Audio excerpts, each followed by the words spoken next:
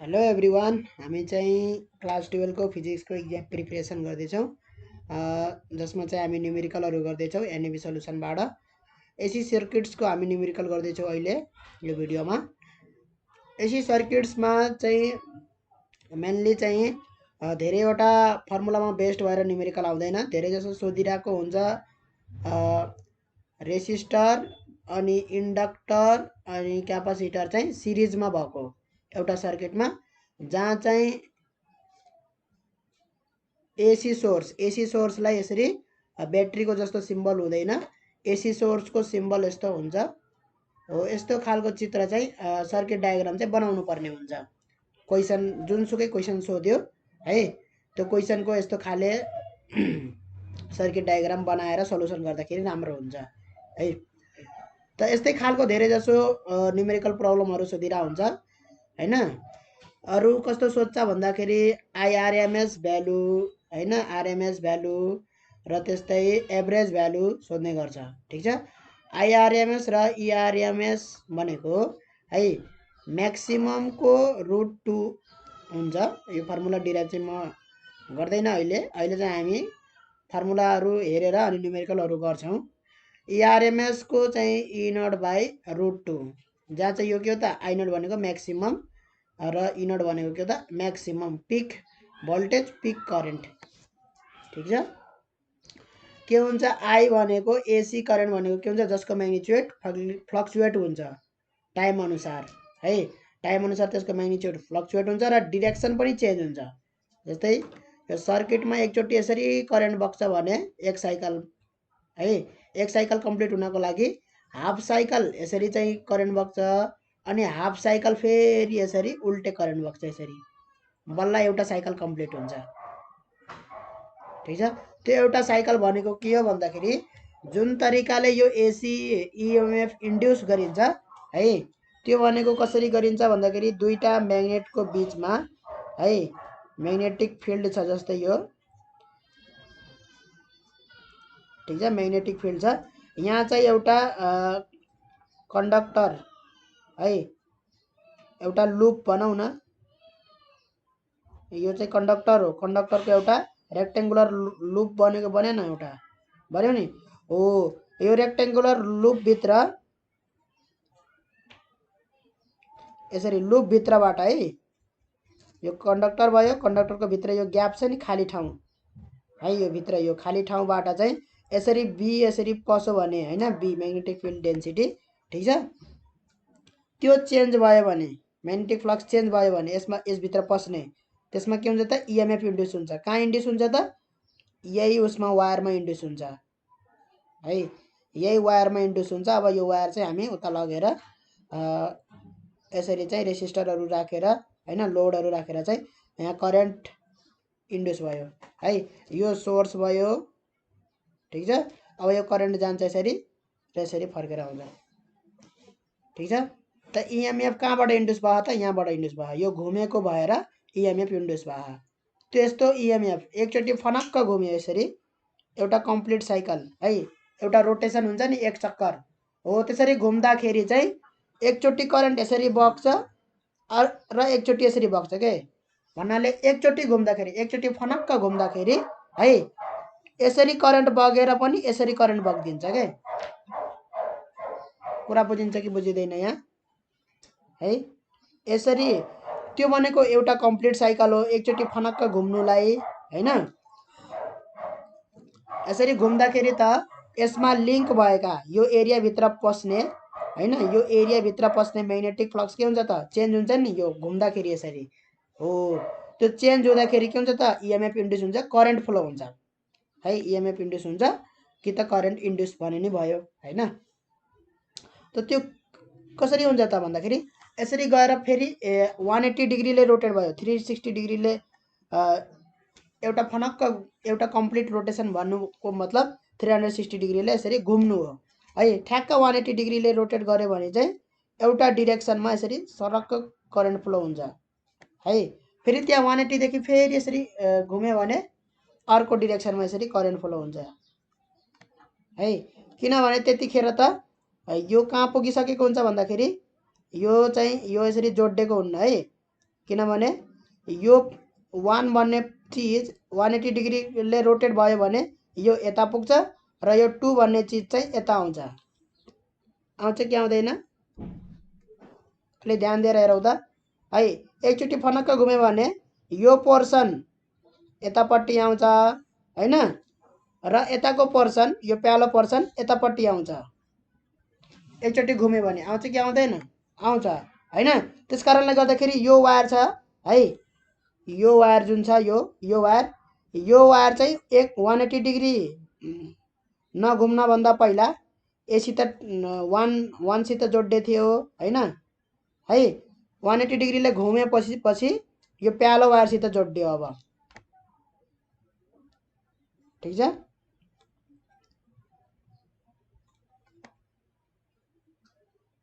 बुझिरहेछौँ कि नै जति बुझिन्छ त्यति बुझाम हैन किनभने यसको चाहिँ पछि चाहिँ पढ्छौ राम्रोसित ब्याचलर लेभलमा गएपछि इन्जिनियरिङमा पढिन्छ इलेक्ट्रिकल इन्जिनियरिङ हैन कम्प्युटर इन्जिनियरिङ त्यसमा चाहिँ पढिन्छ राम्रोसित डिटेलमा हैन। अहिले चाहिँ खाली यति बुझौँ कि एसी करेन्टले भनेको के हुन्छ 2 वे हो एउटा कम्प्लिट साइकलमा। एउटा कम्प्लिट साइकल भनेको कसलाई भनेको हो त यसको एउटा कम्प्लिट रोटेसन यसरी फनक्क घुम्छ नि रोटेट गर्छ कि गर्दैन हैन हो त्यो फनक्क यसरी घुम्दाखेरि यो एक्सिसको अबाउटमा यसरी घुम्यो भने त्यसलाई एउटा रोटेसन भन्छ एउटा कम्प्लिट रोटेसनलाई 1 साइकल भन्छ। त्यो 1 साइकलमा चाहिँ के हुन्छ भन्दाखेरि हाम्रो चाहिँ करेन्ट एकचोटि यता गएर यसरी पनि फर्किन्छ। त्यति बुझिसके पछाडि हाम्रो चाहिँ करेन्टको म्याग्निट्युड के हुन्छ त चेन्ज हुन्छ है। करेन्टको म्याग्निट्युड चेन्ज हुन्छ ठीक छ। पहिला चाहिँ यसरी बिस्तारै करेन्ट बग्छ हैन जस्तै बिस्तारै करेन्ट बग्छ भन्नाले यो वायरमा मानौ 1 एम्पियर करेन्ट बगिरह है। यसरी टाइम बढ्दै जाँदाखेरि 2 एम्पियर करेन्ट 3 एम्पियर करेन्ट हैन हुन्छ यो वायरमा ठीक छ। यो वायरमा 2 एम्पियर 3 एम्पियर यसरी हुन्छ। त्यसपछि फेरि घट्न थाल्छ 3 बाट 2 1 घट्न थाल्छ त्यो है। घटेपछि 0 हुन्छ। त्यसपछि अपोजिट डिरेक्सनमा करेन्ट बग्न थाल्छ -1 -2 भनिन्छ ठीक छ। यसरी फेरि करेन्ट चाहिँ बढ्दै 3 सम्मै जान्छ किनभने म्याक्सिमम 3 छ त्यता पनि -3 सम्म जान्छ। त्यसपछि फेरि घटेर -2 -1 यो नेगेटिभ किन लेखेको भन्दाखेरि अपोजिट डिरेक्सनमा छ भनेको। एकचोटि यो डिरेक्सनमा बग्यो करेन्ट अर्कोचोटि यसरी करेन्ट बग्छ के 0 भइसके पछाडि ठीक छ। अनि त्यसको म्याग्निट्युड नै बढ्दै जान्छ र फेरि घटेर यसरी जान्छ। एउटा कम्प्लिट साइकल लान एकचोटि फनक्क घुम्दाखेरि हैन त्यसको म्याग्निट्युड करेन्ट के हुन्छ त भन्दाखेरि 1 एम्पियर 2 एम्पियर भेरियस हुन्छ के धेरै हुन्छ। एउटा कन्स्ट्यान्ट करेन्ट हुँदैन है। एउटा कन्स्ट्यान्ट करेन्ट हुँदैन भनेर बुझ्नु पर्यो। त्यो कारणले गर्दाखेरि I = यो चाहिँ साइनोड सुडेल हुन्छ। I = I0 भनेको म्याक्सिमम है पिक भोल्टेज भन्छ जस्तै यहाँ 3 भयो -3 हैन 3 चाहिँ के भयो त पिक करेन्ट भयो है। र यो यसको कसरी चेन्ज हुन्छ भन्दाखेरि sin ओमेगा t र यो ओमेगा भनेको के हो त भन्दाखेरि यो जुन रोटेट भइरहेको कोइल हो यसको एंगुलर भेलोसिटी हो रोटेसनको भेलोसिटी हो के यो रोटेट भइरहा नि जुन यो कहाँबाट यो करेन्ट प्रोड्युस भइरहा त यहाँ रोटेट भइरहा यो हैन यो रोटेट भएको कारणले गर्दा करेन्ट प्रोड्युस भइरहा। त्यही भएर यसको जुन ओमेगा छ एंगुलर भेलोसिटी त्यो चाहिँ ओमेगा हो ठीक छ। फेरि यो करेन्टमा ओमेगा कहाँबाट आयो भन्ने हुन्छ नि त यहाँ रोटेसनबाट आइराछ एंगुलर भेलोसिटी ओमेगा रोटेसनसित रिलेटेड छ है। र यो टाइम भयो टी है। ओमेगा टी दुवैले के दिन्छ भन्दाखेरि टीटा दिन्छ। टीटा भनेको ठ्याक्कै यो जुन एरिया छ यो हैन यो लुपको जुन एरिया छ त्यो एरियाको नर्मलले है बी सित बनाएको एंगल हो ठीक छ। त्यो एंगल जसरी चेन्ज हुन्छ है साइनोसुडल फंक्सनमा चेन्ज हुन्छ त्यो भनेको ओमेगा टी अथवा टीटा भने पनि भयो हैन ओमेगा टी भने पनि भयो हैन। अब त्यो टीटा कसरी चेन्ज हुन्छ त त्यो एंगुलर भेलोसिटीले चेन्ज हुन्छ हैन ओमेगा भनेको के हो त D theta by D T हो कि हैन भन्नाले एंगल कसरी चेन्ज भइरहा त कसको एंगल भन्दाखेरि त्यो एरिया र मैग्नेटिक फिल्ड बी हैन सीधा परपेंडिकुलर बी र यो एरिया चाहिँ परपेंडिकुलर भयो सिधै हैन सिधै परपेंडिकुलर भयो भने के हुन्छ त मैक्सिमम मैग्नेटिक फिल्ड चाहिँ त्यो एरियाबाट पास हुन्छ है त्यसको लागि एरियाको नर्मल र मैग्नेटिक फिल्ड प्यारलल हुनु पर्यो एरियाको नर्मल र मैग्नेटिक फिल्ड प्यारलल हुनु पर्यो एरिया चाहिँ परपेंडिकुलर एरियाको प्लेन चाहिँ परपेंडिकुलर हुन सक्छ हैन बी सँग ल अब चाहिँ हामी यति फर्मुला गरिसके पछाडी अब एभरेज को के छ त यो आरएमएस भ्यालु हो हैन यसको डेफिनेसन छुट्टै छ एभरेज को छुट्टै छ एभरेज करेन्ट कति भयो त ओके करेन्ट त त्यहाँ भेरिएबल छ एभरेज निकाल्नु पर्यो भने कसरी निकाल्ने त भन्दाखेरि I0 by 2I0 by पाईले average दिन्छ है डेरिभेसन त म गर्दैन है डेफिनेसन पनि भन्दैन र ई एभरेज भनेको के हो त 2E0 बाई पाई हो है अब हामी न्युमेरिकल मात्रै गर्छौं ठीक छ अब यो हल्का त्यो कन्सेप्ट थियो त्यो कन्सेप्ट चाहिँ म भनिदिन्छु हैन बाँकीहरु त हामी पढिसकेछौं डेफिनेसन आरएमएस को डेफिनेसन एभरेज को डेफिनेसन त्यसको मिनिङ के हो भनेर हैन र I0 भनेको पिक भ्यालु हो त्यो पनि थाहा छ है र यीहरु थाहा छ भनेर चाहिँ हामी न्युमेरिकल गर्न लागेको हो ठीक छ के एज्युम्सन गरेछौं भन्दाखेरि हामीलाई यी कुराहरुको बारेमा नलेज छ अलिअलि हैन अब यहाँ आइपर्ने हल्का कन्सेप्टहरु चाहिँ म भन्दिने छु कन्सेप्टले चाहिँ हामी न्युमेरिकलहरु मिलाउने छौं ठीक छ कन्सेप्ट र फर्मुलाले ल अब चाहिँ हामी यहाँ रेसिस्टरको एक्रसमा है यदि चाहिँ ईएमएफ एसी सप्लाई छ हैन एसी सप्लाईबाट चाहिँ ईएमएफ प्रोड्युस भयो भने है त्यसमा चाहिँ एउटा रेसिस्टर मात्रै राखेछ भने रेसिस्टरमा बग्ने करेन्ट आई के हुन्छ त I equal to I0 sin omega T हुन्छ है र यहाँनेरि हेरौं त यो चाहिँ sin ओमेगा टी हैन ईएमएफ को के हुन्छ त यहाँ ईएमएफ प्रोड्युस हुने ईएमएफ को E0 sin ओमेगा टी हुन्छ कि हुँदैन हुन्छ है भन्नुको मतलब टाइम 0 हुँदाखेरि ईएमएफ को जति भ्यालु हुन्छ त्यही अनुसारको यहाँ टाइम 0 हुँदाखेरि आई को त्यही भ्यालु हुन्छ त्यही अनुसारको भ्यालु हुन्छ भन्नाले सेम फेजमा छन् के यहाँ है ईएमएफ को है ईएमएफ बाट आएको करेन्ट हैन त्यो चाहिँ रेसिस्टरमा के हुन्छ त सेम फेजमा हुन्छ कुरा बुझिन्छ यहाँ सेम फेजमा हुन्छ तर चाहिँ यहाँ चाहिँ अब एसी सप्लाईबाट जुन आएको रहेछ हैन इन्डक्टर भयो भने इन्डक्टर राख्यो भने चाहिँ है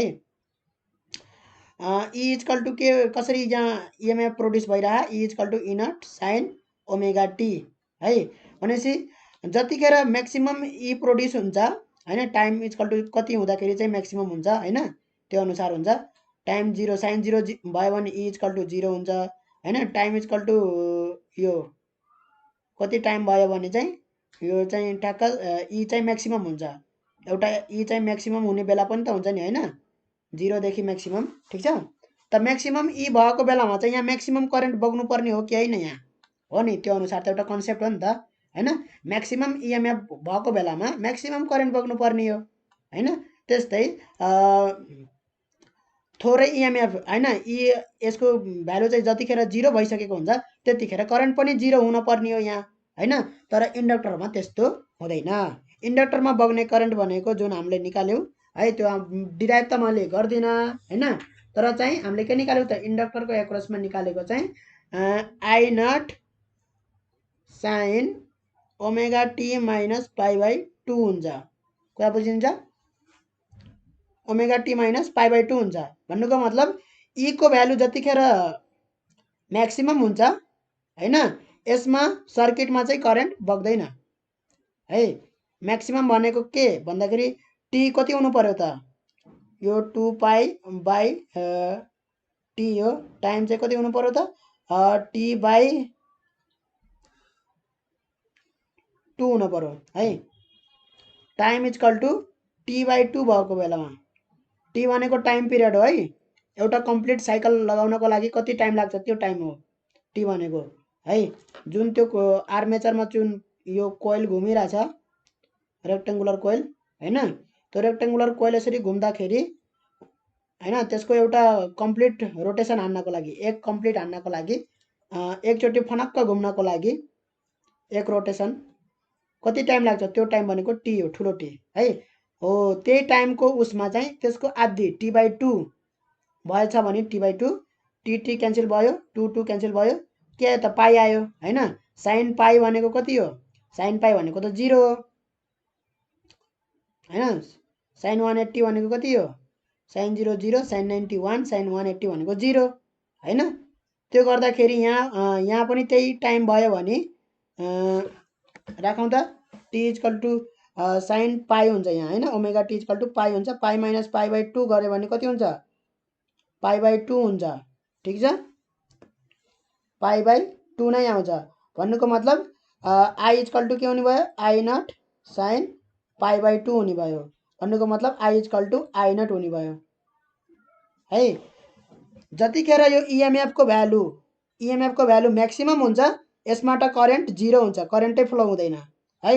र यहाँ इएमएफ को भ्यालु घटेर 0 पुग्छ नि त्यतिखेर चाहिँ करेन्ट बग्दिन्छ यहाँ, मतलब यसले रोकिरा हुन्छ कि यो इन्डक्टर छ नि, इन्डक्टरले रोकिरा हुन्छ, अपोज गरिरा हुन्छ करेन्टलाई है। त्यसको त्यो नेचर छ के इन्डक्टरको, करेन्टलाई बग्न दिँदैन किनभने लेन्ज ल हामीले पढेको लेन्ज ल हैन।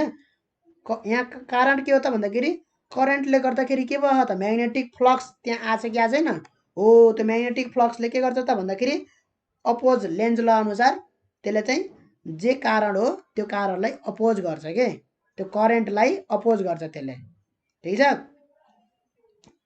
त्यस कारणले गर्दाखेरि जतिखेर यहाँ म्याक्सिमम ई प्रोड्युस हुन्छ ई हैन, यहाँ चाहिँ करेन्ट 0 फ्लो हुन्छ र ई घटेर 0 भइसक्दाखेरि त्यही करेन्ट फेरि यहाँ म्याक्सिमम फ्लो भइरहेको हुन्छ हैन। त्यति बेरसम्मको लागि यसले रोकेर बसिरहेको हुन्छ इनर्जीलाई, इएमएफ जुन छ इएमएफ हैन, त्यो इएमएफलाई रोकेर बसिरहेको हुन्छ यो इन्डक्टरले हैन। त्यस पछाडि त्यो इएमएफ को भ्यालु घट्ने बित्तिकै फेरि करेन्ट चाहिँ मजाले बग्दिन्छ के सर्रै। त्यसरी बुझे पनि भयो, एक किसिमले बुझ्ने हो यो हैन। त यहाँबाट मैले भन्न खोजेको कुरा के हो भन्दाखेरि हामीले एप्लाई गरेको जुन भोल्टेज छ, भोल्टेज र हाम्रो चाहिँ इन्डक्टरमा बग्ने करेन्ट चाहिँ के छन् त पाई/2 ले फेज डिफरेन्स छन्। कुरा बुझिन्छ, पाई/2 ले 90 डिग्रीले फेज डिफरेन्स छ है, एउटै फेजमा छैन भन्न खोजेको हो है। फेज र फेज डिफरेन्स पढ्यौं हैन। त्यस्तै क्यापासिटरमा पनि त्यस्तै हुन्छ, सेम टु सेम है।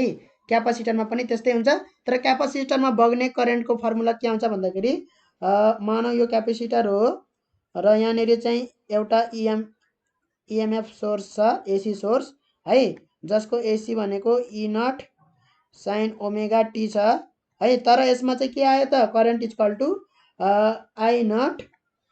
I0 sine omega T plus pi by two आयो है, ओमेगा टी प्लस पाई/2 आयो भन्नुको मतलब फेज डिफरेन्स कति रहेछ त पाई/2 रहेछ के फेज डिफरेन्स है। यहाँ पनि फेज डिफरेन्स पाई/2 रहेछ, तर चाहिँ यहाँ प्लसमा छ यहाँ माइनसमा छ। कुरा बुझिन्छ कि बुझिँदैन, यहाँ प्लसमा छ यहाँनेरि माइनसमा छ है। त्यो भनेको के हो भन्दाखेरि यहाँ चाहिँ इएमएफलाई करेन्टले लिड गर्छ हैन, क्यापासिटरमा चाहिँ करेन्टले लिड गर्छ, यहाँ चाहिँ करेन्टले चाहिँ इएमएफलाई ल्याग गर्छ है। त यसको मैले फेजर डायग्राम गराइदिन्छु, यहाँनेरि फेजर डायग्राम गराइदिन्छु।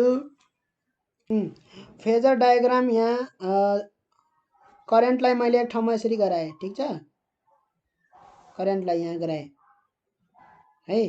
भने पछाडि भोल्टेज एक्रस है, भोल्टेज एक्रस चाहिँ मैले गराउँछु, भोल्टेज एक्रस क्यापासिटर।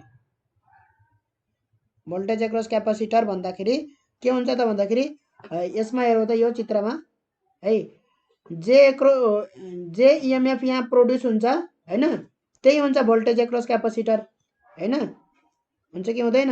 भन्नुको मतलब इएमएफ भन्नु र भोल्टेज एक्रस क्यापासिटर भन्नु एउटै कुरा हो कि हैन यहाँ हो है भने पछाडि करेन्टले इएमएफलाई कतिले लिड गरेछ 90 डिग्रीले लिड गरेछ है हाम्रो एन्टी क्लकवाइजमा जान्छ है लिड गर्ने भनेको एन्टी क्लकवाइजमा हामी गर्ने गर्छौं है यो जताततै यसै गरिन्छ यो है एन्टी क्लकवाइजमा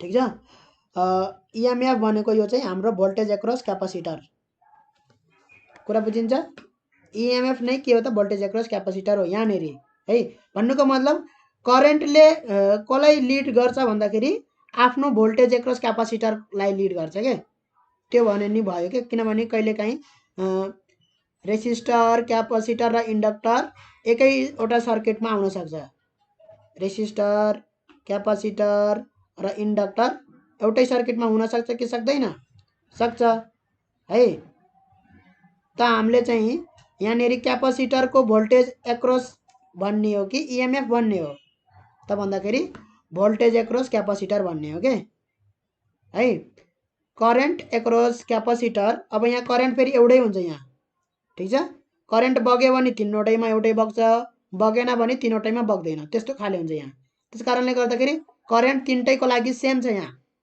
कुरा बुझिन्छ कि बुझिदैन करेन्ट तीनटैको लागि सेम छ यहाँ किनभने सिरिजमा छन् हामीले सिरिजको मात्रै डिल गर्छौं यहाँ है प्यारललको डिल गर्दैनौं सिरिजको मात्रै कुरा गर्छौं है त करेन्ट एउटै हुन्छ तीनटैमा चाहे त्यो रेसिस्टर होस् क्यापासिटर होस् इन्डक्टर तीनवटैमा के हुन्छ त भन्दाखेरि करेन्ट एउटै हुन्छ त्यसको लागि तीनवटैको लागि करेन्ट मैले आई गराएको छु यो ठीक छ तर पोटेन्शियल डिफरेन्स एक्रस क्यापासिटर छुट्टै हुन्छ पोटेन्शियल डिफरेन्स एक्रस इन्डक्टर छुट्टै हुन्छ पोटेन्शियल डिफरेन्स एक्रस रेसिस्टर पनि छुट्टै हुन्छ त्यसकारणले गर्दाखेरि हामीले चाहिँ करेन्टले इएमएफलाई लिड गर्नु भन्दा करेन्टले आफ्नो एक्रसमा पोटेन्शियल डिफरेन्सलाई π/2 ले लिड गर्छ भन्दाखेरि धेरै राम्रो सुनिन्छ के यहाँ पनि एप्लाई गर्न पाइयो कि पाइएन पाइयो नि हैन करेन्टले आफ्नो एक्रसको पोटेन्शियल डिफरेन्सलाई π/2 ले लिड गर्छ कहाँ क्यापेसिटरमा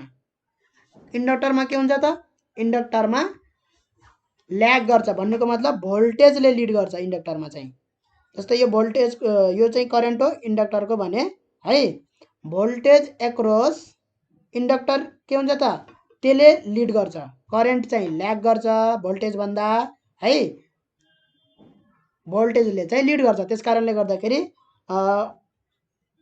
इन्डक्टरको भोल्टेज यसरी π/2 ले लिड गर्यो यस्तो हाम्रो एन्टी क्लकवाइजमा हुन्छ यो ठीक छ क्यापासिटर र रेसिस्टरको एक्रसमा जति पोटेन्शियल डिफरेन्स हुन्छ हैन त्यो पोटेन्शियल डिफरेन्स अथवा रेसिस्टेन्स जे भने पनि हैन त्यो के हुन्छ त एउटै फेजमा हुन्छ है यसलाई भिआर लेखे पनि भयो है भिआर रेसिस्टरको एक्रसमा पोटेन्शियल डिफरेन्स क्यापासिटर इन्डक्टर यो भयो हो यति भयो यति भइसके पछाडि यो चाहिँ हामीले भोल्टेज र करेन्टको फेज डायग्राम गरायौं कहिलेकाहीँ सोध्छ फेज डायग्राम है फेज डायग्राम गरायौं कसको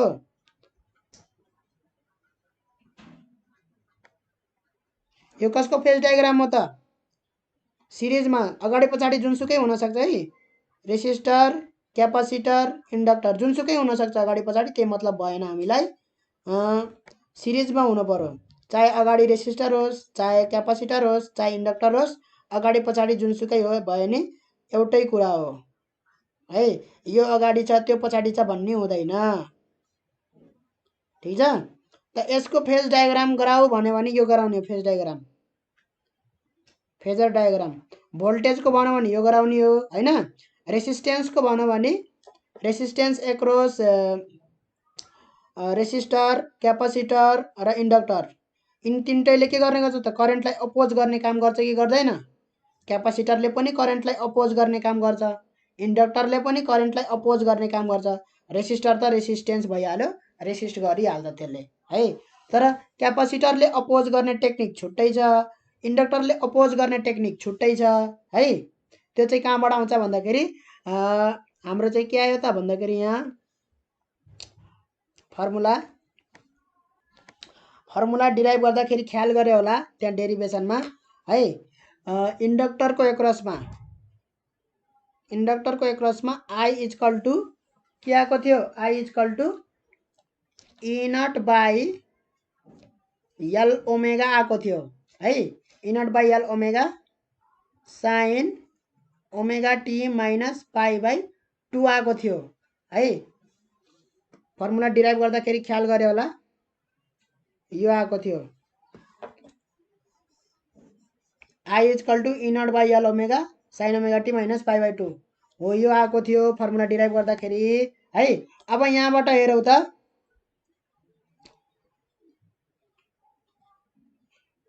रेसिस्टेन्स यहाँबाट निकालौँ त के हुन्छ, resistance I equal to E by R resistance हो कि होइन, हो नि। भने पछाडि यति पुरै त के भयो त, ई भयो यो है। रेसिस्टेन्स भनेको कुन भयो त, यो वाला भयो है। भने पछाडि यहाँ कम्पेयर गर्दाखेरि रेसिस्टेन्सको भाग कुनमा आयो त, resistance equal to L omega भयो। भनेपछि इन्डक्टरले पनि अपोज गर्दो रहेछ कतिले, एल ओमेगा रेसिस्टेन्स आयो है।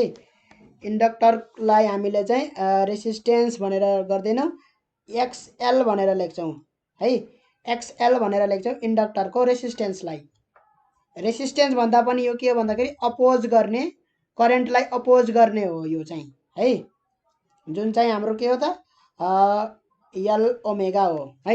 आरले लेख्ने होइन, आरले होइन एक्सएलले लेख्ने हो है, एक्सएलले लेख्ने हो, ठिक छ। र क्यापासिटरको के आउँछ त, सिमिलरली क्यापासिटरको आउँछ डिराइभ गर्दाखेरि E not by 1 by C omega भनेर हुन्छ, अनि sine omega T plus pi by 2 भनेर हुन्छ है। यही हुन्छ, यही हुन्छ होइन। यसलाई पनि कम्पेयर गरौँ त, यसलाई पनि कम्पेयर गर्ने हो भने आई इजकल टु के हो, ई बाई आर हो, रेसिस्टेन्ससित कम्पेयर गर्ने हो होइन। भनेपछि यसले चाहिँ रेसिस्टेन्सको रोल प्ले गरिरहेछ। यहाँ कसले प्ले गरिरहेछ रोल, 1 बाई सी ओमेगाले। भने पछाडि हामीले आरले डिनोट गर्दैन, हामीले एक्सीले डिनोट गर्छौँ है। एक्सीले डिनोट गर्छौँ, एक्सी बराबर के आयो त 1 बाई सी ओमेगा। ओमेगा भनेको के हो, यो भनेको एङ्गुलर भेलोसिटी, जहाँबाट चाहिँ इएमएफ प्रोड्युस भइरह है, त्यो त्यसको चाहिँ एङ्गुलर भेलोसिटी हो, त्यो कोइलको, ठिक छ। जस्तै मानौ एउटा मोटर छ है, यस्तो मोटर छ, मोटर थाहा छ, भित्र चाहिँ यस्तो खाले कोइलहरू हुन्छ यो, ठिक छ। र पर्मानेन्ट म्याग्नेट हुन्छ, पर्मानेन्ट म्याग्नेटको कारणले गर्दाखेरि म्याग्नेटिक फिल्ड हुन्छ होइन। र यो चाहिँ कोइलहरू हुन्छ यसरी है। र यो कोइलहरूमा चाहिँ यो म्याग्नेटिक फिल्ड यसरी हुन्छ है। अब यो बाहिरबाट चाहिँ मैले यसलाई घुमाएँ भने है, यसलाई घुमाएँ भने मेकानिकल ऊ दिएँ भने, मैले मेकानिकल इनर्जी भनौँ न, काइनेटिक इनर्जी दिएँ भने बाहिरबाट यो भित्रको घुम्ने भयो, त्यो घुमे बापत चाहिँ इएमएफ इन्ड्युस भएर करेन्ट निक्लिने भयो। यताबाट तार हुन्छ, यसरी करेन्टहरू निकाल्न सकिन्छ यसरी, ठिक छ। त ओमेगा भनेको के हो त, जुन मैले यसलाई घुमाइरहेको छु नि, यो ओमेगा हो क्या। काइनेटिक इनर्जी दिइरहेको छु, रोटेट गरिरहेको छु यो एक्स यसलाई होइन, त्यो चाहिँ ओमेगा हो, एङ्गुलर भेलोसिटी अफ द होइन, त्यो कसरी कोइल घुमिरहेछ त्यो ओमेगा हो। कुरा बुझ्यो ल। एक्सएल र एक्सी भनेको बुझियो होइन।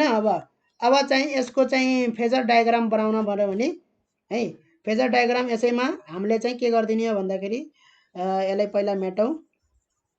हामीले चाहिँ के गरिदिने हो भन्दाखेरि, यहाँ भिसीको ठाउँमा एक्सी राखिदिने हो है, भिएलको ठाउँमा चाहिँ एक्सएल राखिदिने हो, किनभने यिनीहरू त के हुन् त, अपोज गर्ने रेसिस्टेन्स हुन् होइन।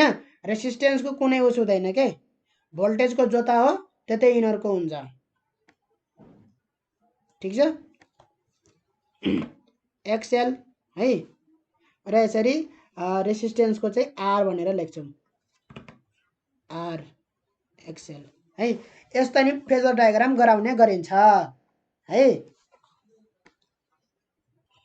अब हामी इक्विभ्यालेन्स रेसिस्टेन्स कसरी निकाल्ने त इक्विभ्यालेन्स रेसिस्टेन्सतिर लगाउँ इक्विभ्यालेन्स रेसिस्टेन्स निकाल्नको लागि हामीले चाहिँ जुन यो पोटेन्सियल डिफरेन्स छ हैन पीडी एक्रॉस रेसिस्टेन्स हैन र PD across capacitor PD across inductor equal to के हुनु पर्ने हो लास्टमा चाहिँ हाम्रो ई सँग बराबर हुनु पर्ने हो ठीक छ PD across resistor plus PD across capacitor plus PD across inductor अब यिनीहरू चाहिँ फेजमा डिपेन्ड गरिरहेछ हैन फेज छ यिनीहरूको आफ्नो आफ्नो भनेपछि यिनीहरूलाई भेक्टर जस्तो हामीले म्यानिपुलेसन क्याल्कुलेसन गर्न सकिन्छ ठीक छ रिजल्टेन्ट निकालेर ठीक छ रिजल्टेन्ट निकालेर भनेपछि कुनै एउटा सर्किटमा के छ त जम्मा रेसिस्टर र क्यापेसिटर मात्रै छ भने एसी सप्लाईमा है यो क्यापेसिटर र रेसिस्टर के हुन्छ फेज उनीहरूको फेज π/2 ले फरक हुन्छ ठीक छ पोटेन्शियल ड्रप एक्रॉस रेसिस्टर र पोटेन्शियल ड्रप एक्रॉस क्यापेसिटरको ठीक छ त हाम्रो जुन ई हुन्छ हैन त्यो ई भनेको के हुन्छ ई बराबर potential drop across resistor plus potential drop across capacitor है तर यिनीहरूको फेज एउटै हुँदैन फेज मिल्दैन त्यसकारणले गर्दाखेरि यतिकै जोड्न अथवा उ गर्न मिल्दैन हामीले चाहिँ रिजल्टेन्ट भनेर निकाल्नु पर्छ है रिजल्टेन्ट एउटै फेज छ भने सिधै अल्जेब्रिक हामीले जोड्न पाइयो घटाउन पाइयो हैन ठीक छ तर अल्जेब्रिक तरिकाले चाहिँ जोड्न अथवा घटाउन कतिखेर पाइँदैन भन्दाखेरि जब चाहिँ फेज मिल्दैन है फेज नमिलेपछि अब रिजल्टेन्ट भनेर निकाल्नु पर्छ हाम्रो करेन्टको डाइरेक्सन यो छ भने हाम्रो भोल्टेज ड्रप एक्रॉस रेसिस्टर भनेको यतैतिर हुन्छ र भोल्टेज ड्रप एक्रॉस क्यापेसिटर चाहिँ तलतिर हैन भन्नाले करेन्ट भन्दा ल्याग गर्छ 90 डिग्रीले यो यसरी गराए पनि हुन्छ है चित्र यसरी नै गराउनु पर्छ भन्ने छैन जस्तै मैले आई यतातिर गराए र भिआर चाहिँ मैले यतैतिर गराउनु पर्छ र मैले भिसी चाहिँ यतातिर गराउनु पर्छ ठीक छ यो चित्र र यो चित्रमा कुनै फरक छैन ठीक छ एउटै हुन् है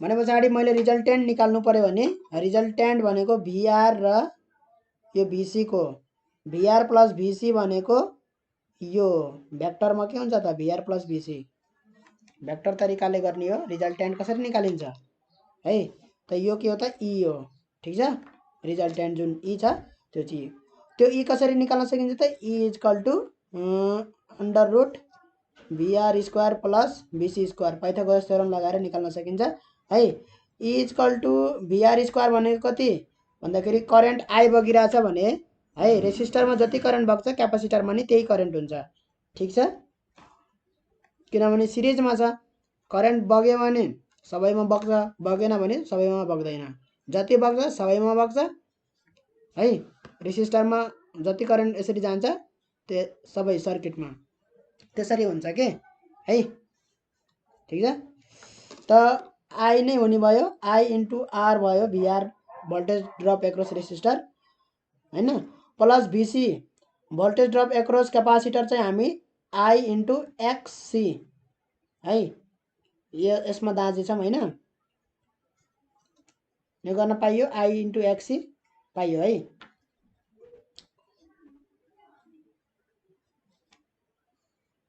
गर्दाखेरि आई स्क्वायर आर स्क्वायर भयो प्लस आई स्क्वायर एक्ससी स्क्वायर भयो है भोल्टेज ड्रप एक्रॉस क्यापेसिटर यो आई इन्टु एक्ससी पाइन्छ है गर्न किनभने हामीले एक्ससी लाई त्यही अनुसारले डिफाइन गरेको हैन एक्ससी लाई हामीले कसरी डिफाइन गरेको भन्दाखेरि I equal to E not sine के थियो हैन ओमेगा टी प्लस π/2 के थियो त्यो भनेको अलिकति यसलाई यसरी गरौँ ल E not sine omega T plus π/2 हैन बाई के थियो हाम्रो E not sine omega 2 plus π/2 plus divide by हाम्रो चाहिँ यो 1/ओमेगा सी थियो हैन 1/ओमेगा सी लाई हामीले आर भन्यौं है र यो भनेको के भन्दाखेरि ई हो के यो E not sine omega T plus π/2 भनेको ई हो यो ई भनेको चाहिँ पोटेन्शियल ड्रप एक्रॉस क्यापेसिटर हो ठीक छ पोटेन्शियल ड्रप एक्रॉस क्यापेसिटर हो ई ठिक छ। र यो 1/ωc लाई हामीले के लेख्यौँ त, रेसिस्टेन्सको नाम दियौँ, एउटा रेसिस्टेन्सको नाम दियौँ, त्यसलाई हामीले एक्सी भनेर लेख्यो कि लेखेनौँ? हो, त्यही गरेको है यहाँ पनि है। Potential drop across capacitor equal to I into XC. अब आई स्क्वायर कमन लियो भने बाहिर निस्क्यो भने आई मात्रै निस्किन्छ, आर स्क्वायर प्लस के हुन्छ एक्सी स्क्वायर हुन्छ है। भने पछाडि ई बाई यो ई हो हैन, E by I equal to के भयो त, under root R square plus XC square है। ई बाई आई भनेको के हो त, यो पनि रेसिस्टेन्सको उसमा गयो कि गएन, गयो है। यसलाई चाहिँ भी इक्वल टु आइआर को टर्ममा लेख्यो भने है, भी इक्वल टु आइआर को सित कम्पेयर गर्यो भने है, यो चाहिँ पोटेन्सियल टोटल पोटेन्सियल ड्रप भयो हैन, टोटल पोटेन्सियल ड्रप र यो करेन्ट भयो भनेपछि रेसिस्टेन्स इक्विभ्यालेन्ट रेसिस्टेन्स के भयो त, यो भयो कि भएन, R square plus XC square है। त्यसलाई चाहिँ इक्विभ्यालेन्ट रेसिस्टेन्स अथवा त्यो भनिन्छ है। त्यसकारणले गर्दाखेरि यसलाई चाहिँ इम्पिडेन्स नाम दिइयो, इक्विभ्यालेन्ट रेसिस्टेन्स जस्तै यो पनि है।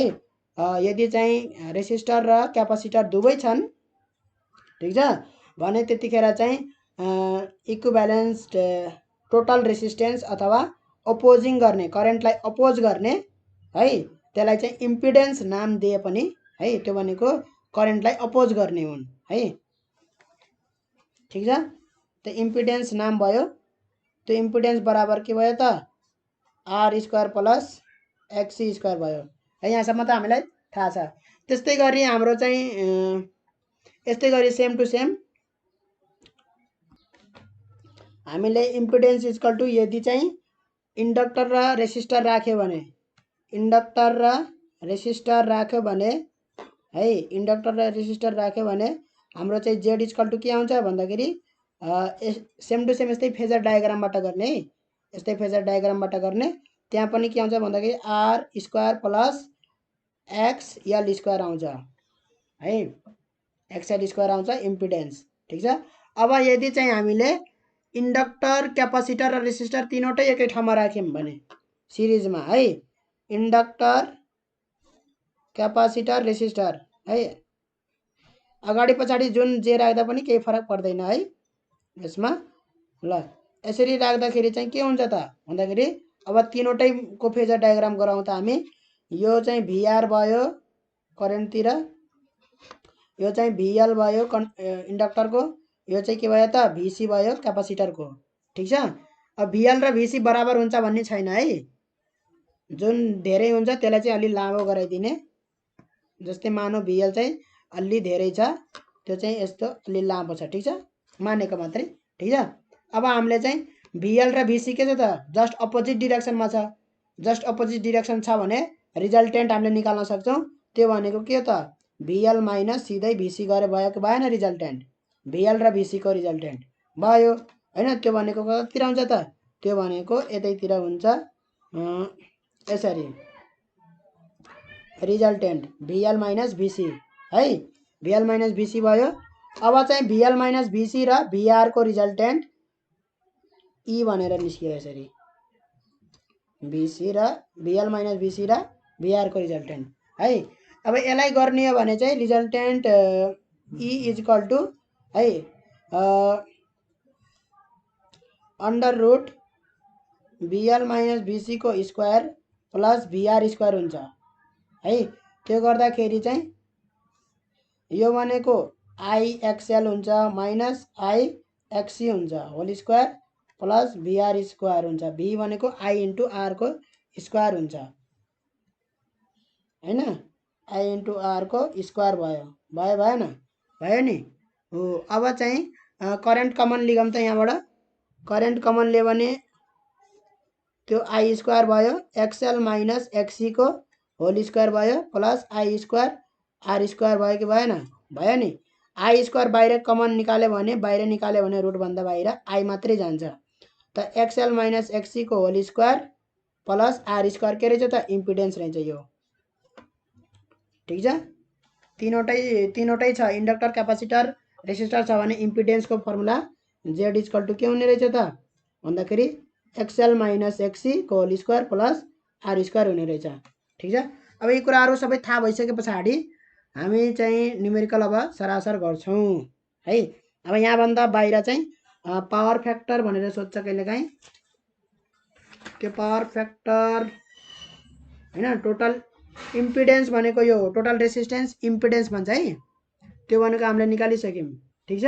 र एडमिटेन्स भनौँ भने कन्डक्टेन्स जस्तै हो, यो एडमिटेन्स भन्छ त्यसलाई है, एडमिटेन्स भन्छ, एले डिनोट गर्छ। त्यो भनेको 1 इम्पिडेन्स हो है। कन्डक्टेन्स भने जस्तै यो है, जुन चाहिँ हाम्रो रेसिस्टेन्स थियो 1/R भनेको कन्डक्टेन्स आउँथ्यो, त्यस्तै हो यो पनि है। ठिक छ। यहाँ किन रेसिस्टेन्स नभनेको भन्दाखेरि इन्डक्टर र क्यापासिटरले चाहिँ रेसिस्ट गर्ने होइन होइन, उनीहरूले चाहिँ इनर्जी स्टोर गर्ने काम गर्छ के, उनीहरूले पावर लस गराउँदैन, इनर्जी स्टोर गर्छ। जति इनर्जी स्टोर गर्छ लास्टमा फेरि दिन्छ त्यो है, पछि फेरि आउँछ क्या, त्यो कुरा बुझिन्छ।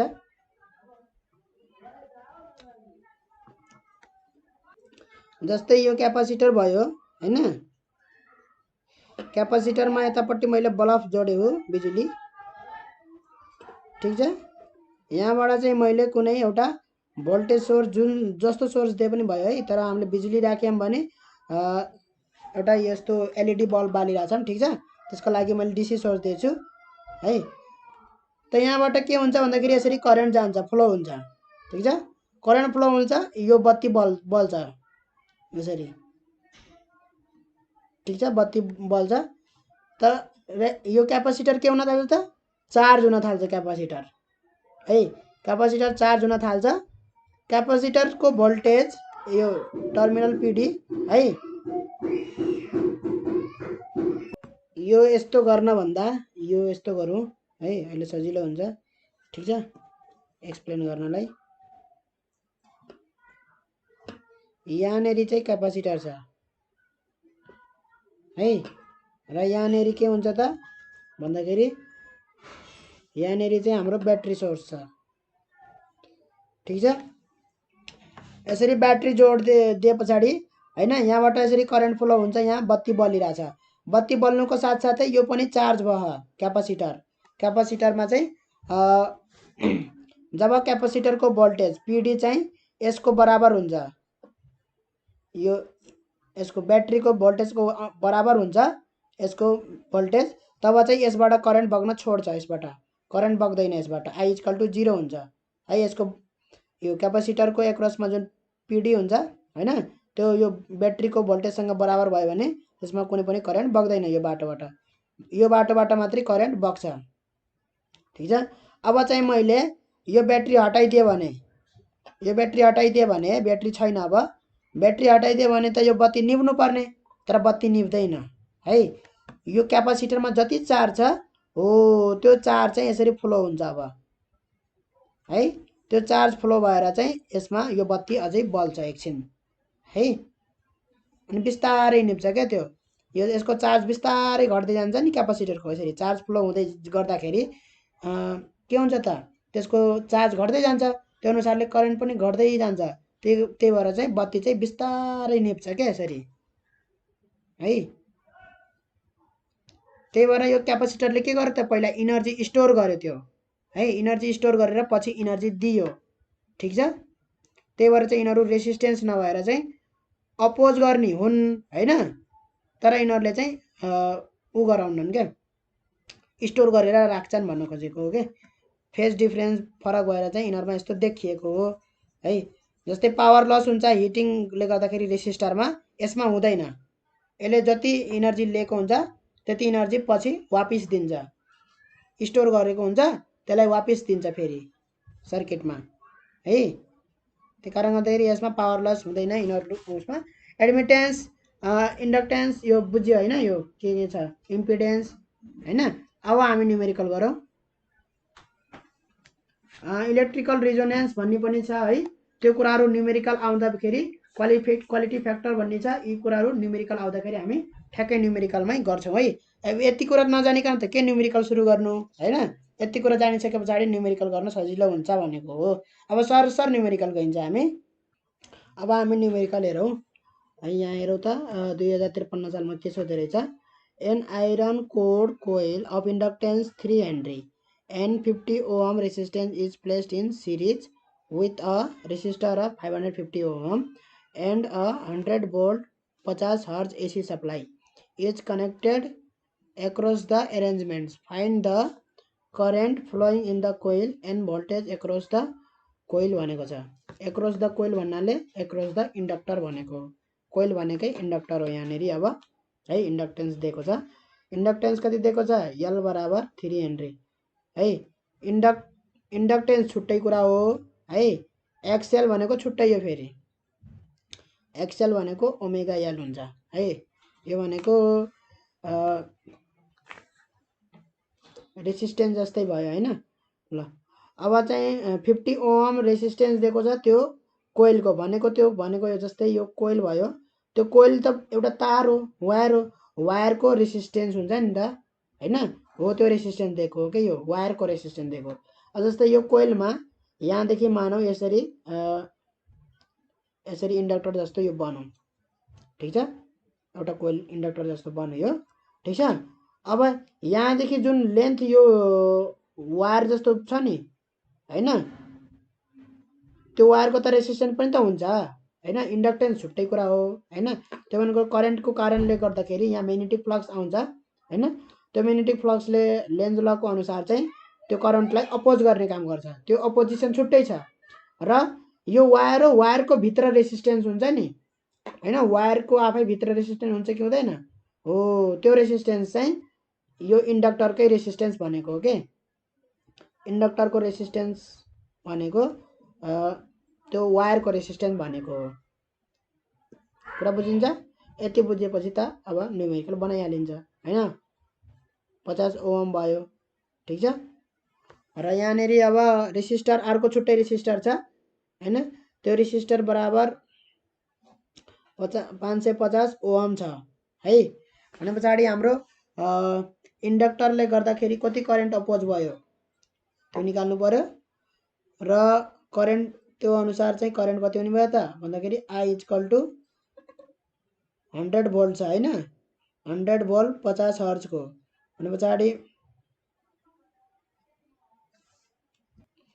I = E by total impedance Z यो गर्ने हो है टोटल करेन्ट र यसको चित्र पनि गराइदिने यसरी इन्डक्टर र अर्को छुट्टै रेसिस्टर छ त्यो चाहिँ एसी सप्लाईमा यसरी दिएको छ कति AC supply 100 volt 50 hertz frequency को है फ्रिक्वेन्सी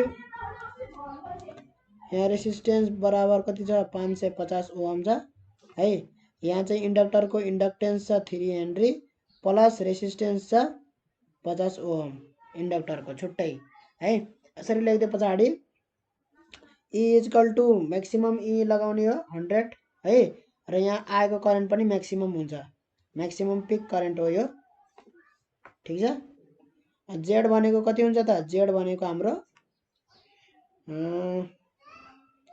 Z भनेको यो दुईटा रेसिस्टेन्स त एउटै फेजमा हुन्छ किनभने रेसिस्टेन्स हो हैन खाली यो मात्रै के हुन्छ त एक्सएल मात्रै अर्को फेजमा हुन्छ ठीक छ भने पछाडी यो दुईटा एउटै फेजमा हुन्छ भने सिधै जोड्न पाइन्छ है R + R डैश सिधै जोड्न पाइन्छ स्क्वायर प्लस एक्सएल को स्क्वायर यही हो इम्पिडेन्स हाम्रो यही हो है जसमा चाहिँ यो रेसिस्टेन्स भयो यो चाहिँ क्यापासिटर को अपोज गर्ने उस भयो है अब यहाँबाट चाहिँ 100 डिवाइड बाइ अंडर रुट 550 यो कति भयो 50 + 550 600 भयो है 50 + 550 स्क्वायर प्लस एक्सएल भनेको ओमेगा एल को होल स्क्वायर भयो गर्दाखेरि 100 डिवाइड बाइ अंडर रुट यो चाहिँ 600 को स्क्वायर प्लस ओमेगा भनेको कति भयो 2 पाई एफ फ्रिक्वेन्सी यहाँ दिएको चाहिँ 50 हर्ज फ्रिक्वेन्सी बराबर कति दिएको छ 50 हर्ज दिएको छ फ्रिक्वेन्सी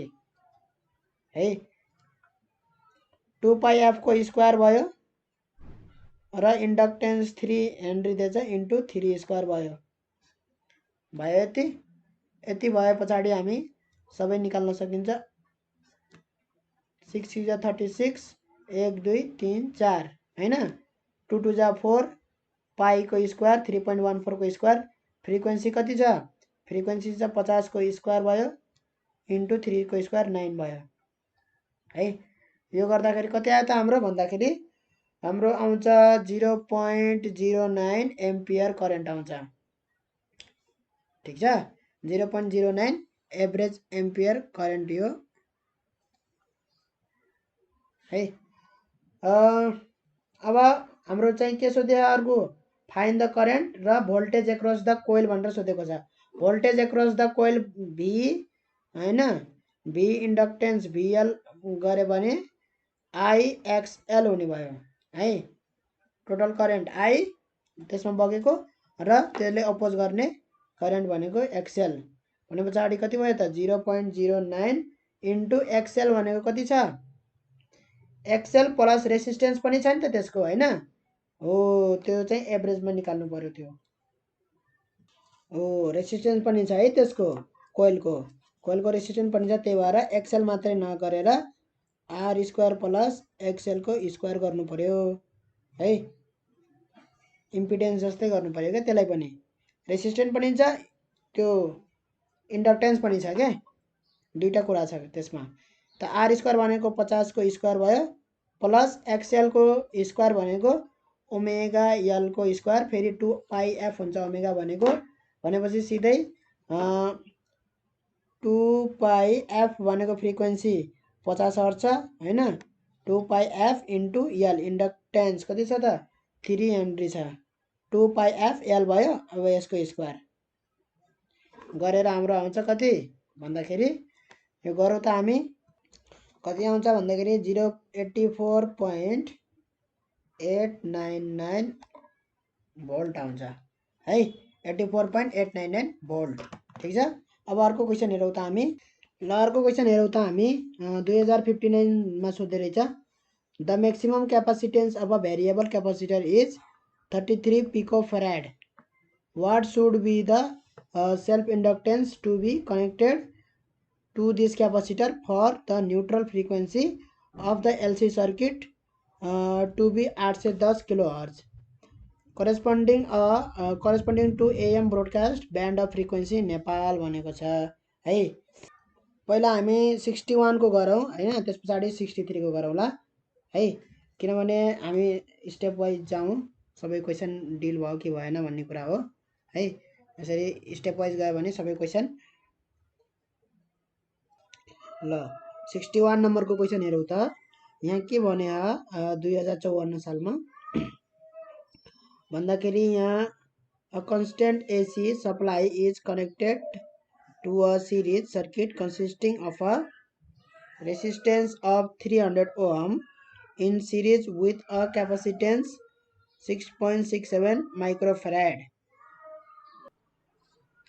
यहाँसम्म microfarad the frequency of the supply being 3000 by 2 pi hertz it is desired to reduce the current in the circuit to half its value so how this could be done by placing an additional resistance एउटा additional resistance गरेर चाहिँ यसमा के गर्नु पर्यो त भन्दाखेरि करेन्टलाई half गराइदिनु पर्यो है त पहिला हामी यसको चित्र गरौँ त सुरुमा चाहिँ हामीले चाहिँ एउटा क्यापेसिटर र एउटा रेसिस्टर र एउटा एसी सोर्स राखेर चाहिँ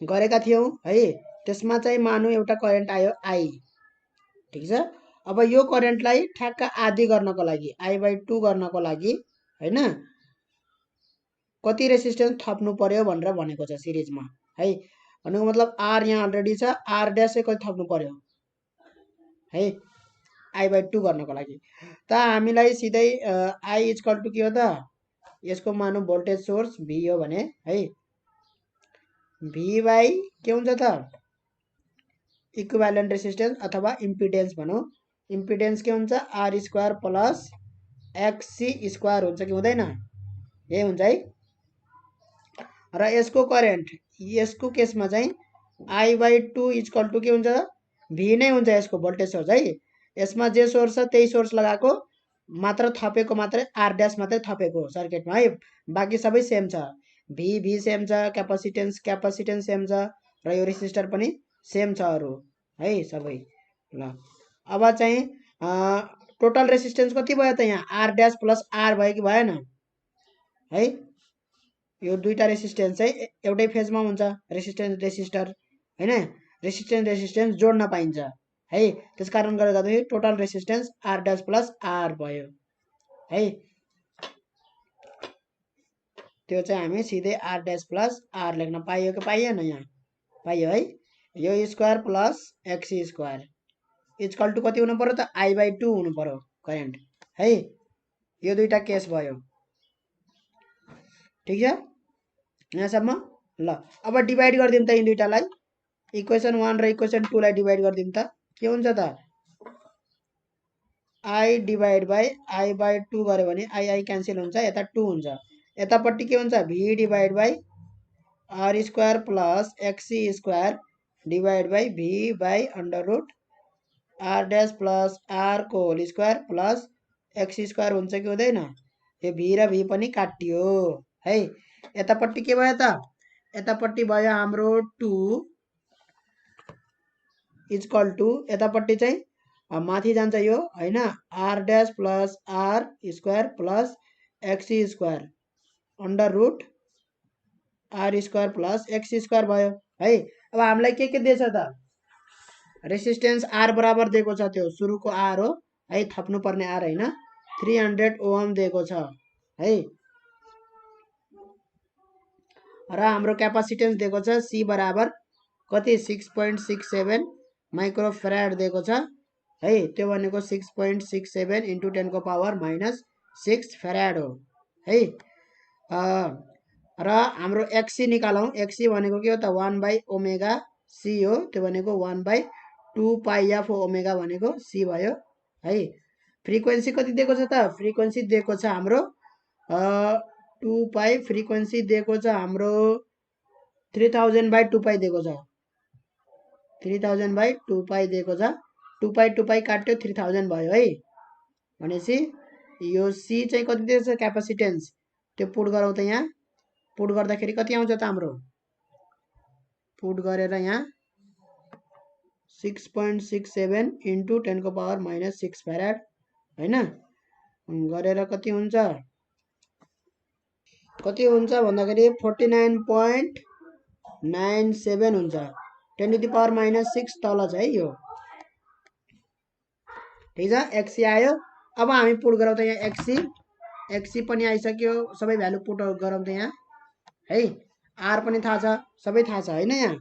ल स्क्वायरिङ गर्दिउँ पहिला, 4 भयो, यहाँ माथि के भयो त आर ड्यास प्लस आर को whole square plus X square divide by R square plus X square भयो कि भएन, भयो है। अब सबै भ्यालु आइसकेछ, त्यो हामी गरौँ 4r square plus 4x square equal to हैन, यो r ड्यास प्लस r नै राखौँ यसलाई है। अब भ्यालु पुट गर्दिउँ, अब सबै भ्यालु पुट गर्दिउँ, कति कति छ हाम्रो r 300 ओम छ, एक्सी चाहिँ 49.97 है, 49.97 भनेपछि 4 इन्टु r भनेको 300 को स्क्वायर भयो प्लस 4 इन्टु कति 49.97 को square equal to R dash हामीलाई चाहिएको प्लस आर भनेको कति 300 छ, एक्सी भनेको कति 49.97। यहाँबाट आर ड्यास आउँछ है, गर्न सकिन्छ है यो क्याल्कुलेसन, सिम्पल। यति क्याल्कुलेसन त हामी 10 सम्म पढ्दाखेरि त धेरै च्याम्पियन भइसकेछौँ है। त्यो आउँछ हाम्रो 306.1, यो क्याल्कुलेटरमा गर्ने है, क्याल्कुलेटरमा नबिगारिकन गर्ने, क्याल्कुलेसन चाहिँ गर्नुपर्छ है, किनभने इक्जाममा प्र्याक्टिसै गरेर नगइकन गयो क्याल्कुलेटर भने इक्जाममा बिग्रिने चान्स हुन्छ है।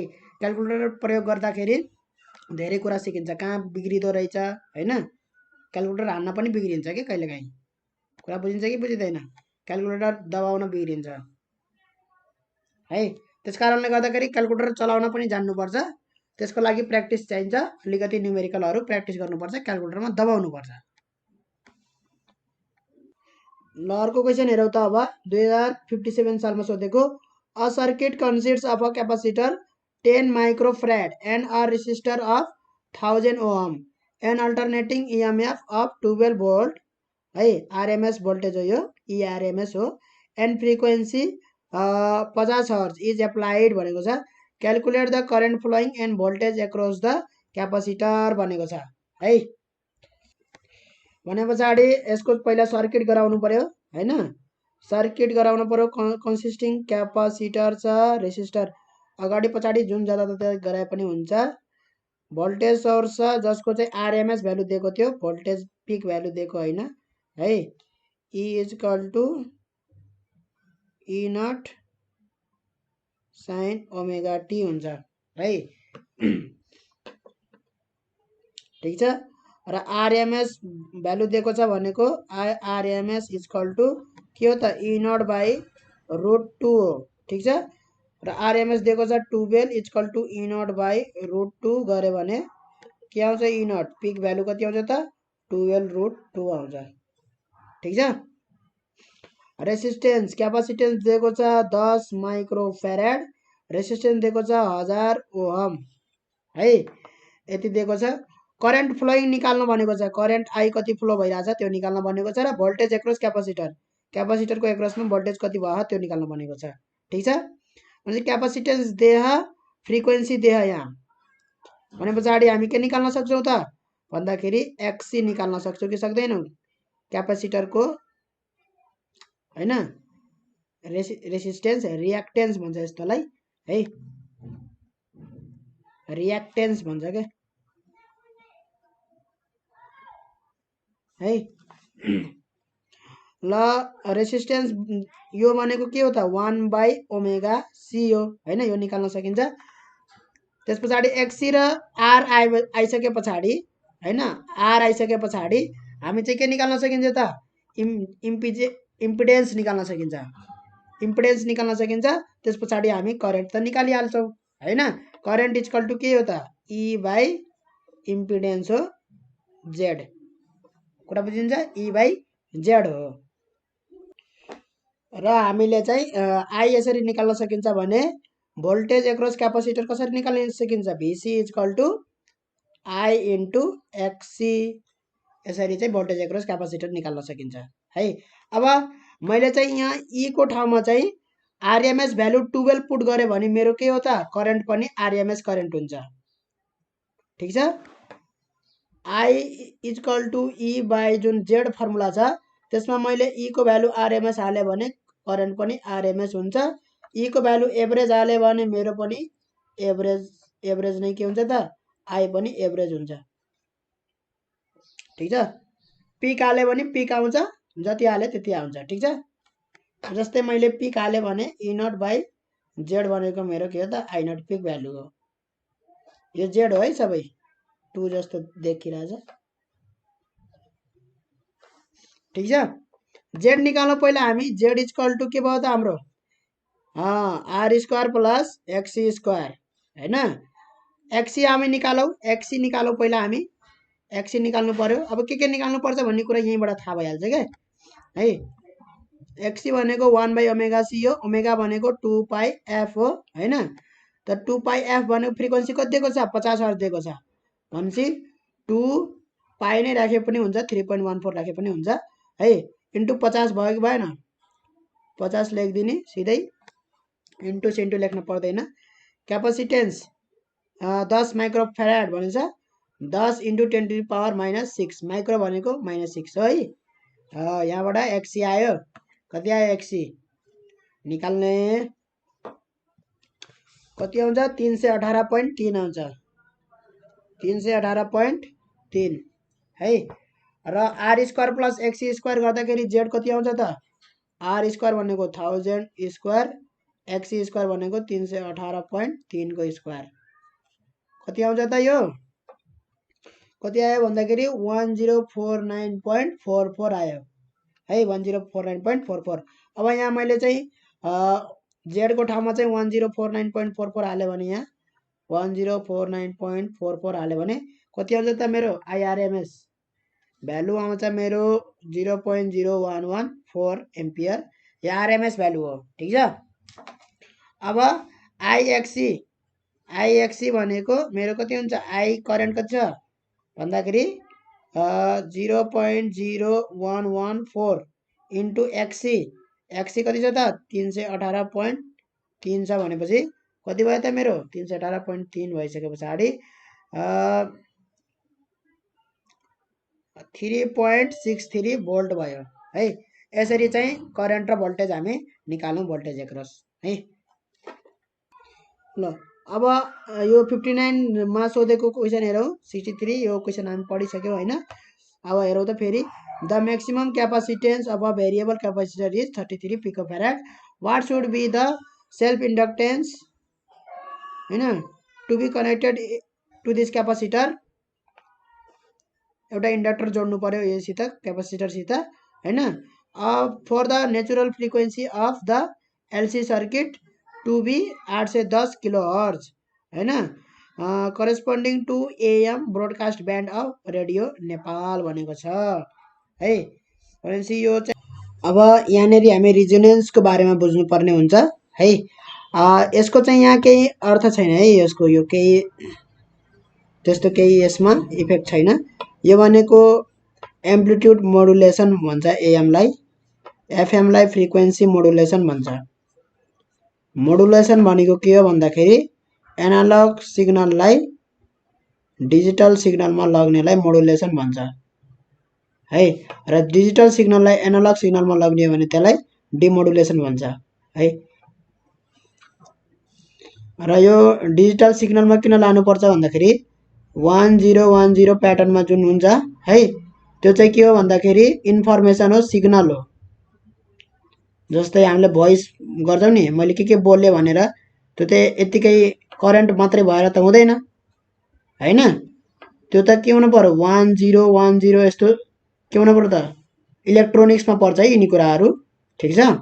1 भनेको हाई हो, 0 भनेको लो हो है। अब यिनी कुराहरू नगरौँ है। र यो भनेको एउटा इन्फर्मेसन हो है, हाम्रो जुनसुकै इन्फर्मेसन यस्तो टर्ममा जाने गर्छ है।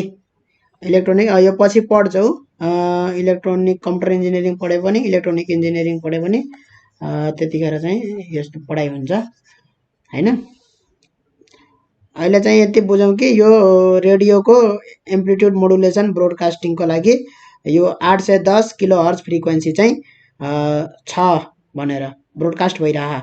810 किलो हर्ज फ्रिक्वेन्सी, यहाँ फ्रिक्वेन्सी मिलायो भने चाहिँ बल्ल के हुन्छ भन्दाखेरि यो हावामा अलरेडी फ्रिक्वेन्सीहरू छन् है, यो फ्रिक्वेन्सीमा इन्फर्मेसनहरू आइरहेछन् है।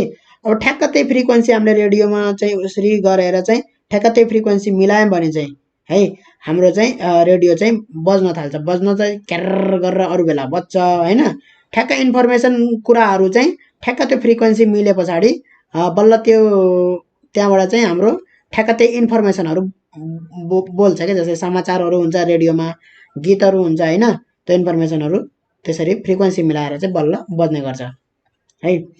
फ्रिक्वेन्सी मिलाउनु भनेको त्यो च्यानल चेन्ज गरिन्छ नि, च्यानल होइन। जस्तै 88.8 मेगाहर्ज, यो मेगाहर्ज त्यो मेगाहर्ज लगाउँछ नि, च्यानल चेन्ज गर्छौँ नि, हो फरक फरक च्यानलमा फरक फरक इन्फर्मेसनहरू आइरहेको हुन्छ है।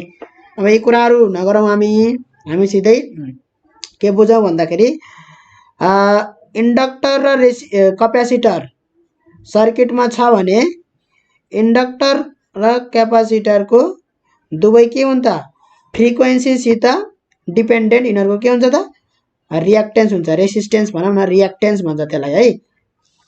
एक्सी र एक्सएल, ठिक छ। यसले कति अपोज गर्छ, यसले कति अपोज गर्छ भन्ने कुरा चाहिँ यिनीहरू के छन् त फेजमा फरक फरक छन् नि, फरक फरक फेज छ यसको होइन, एउटै फेजमा त छैनन् यिनीहरू। फेजको कुरा गरिसक्यौँ हामीले होइन।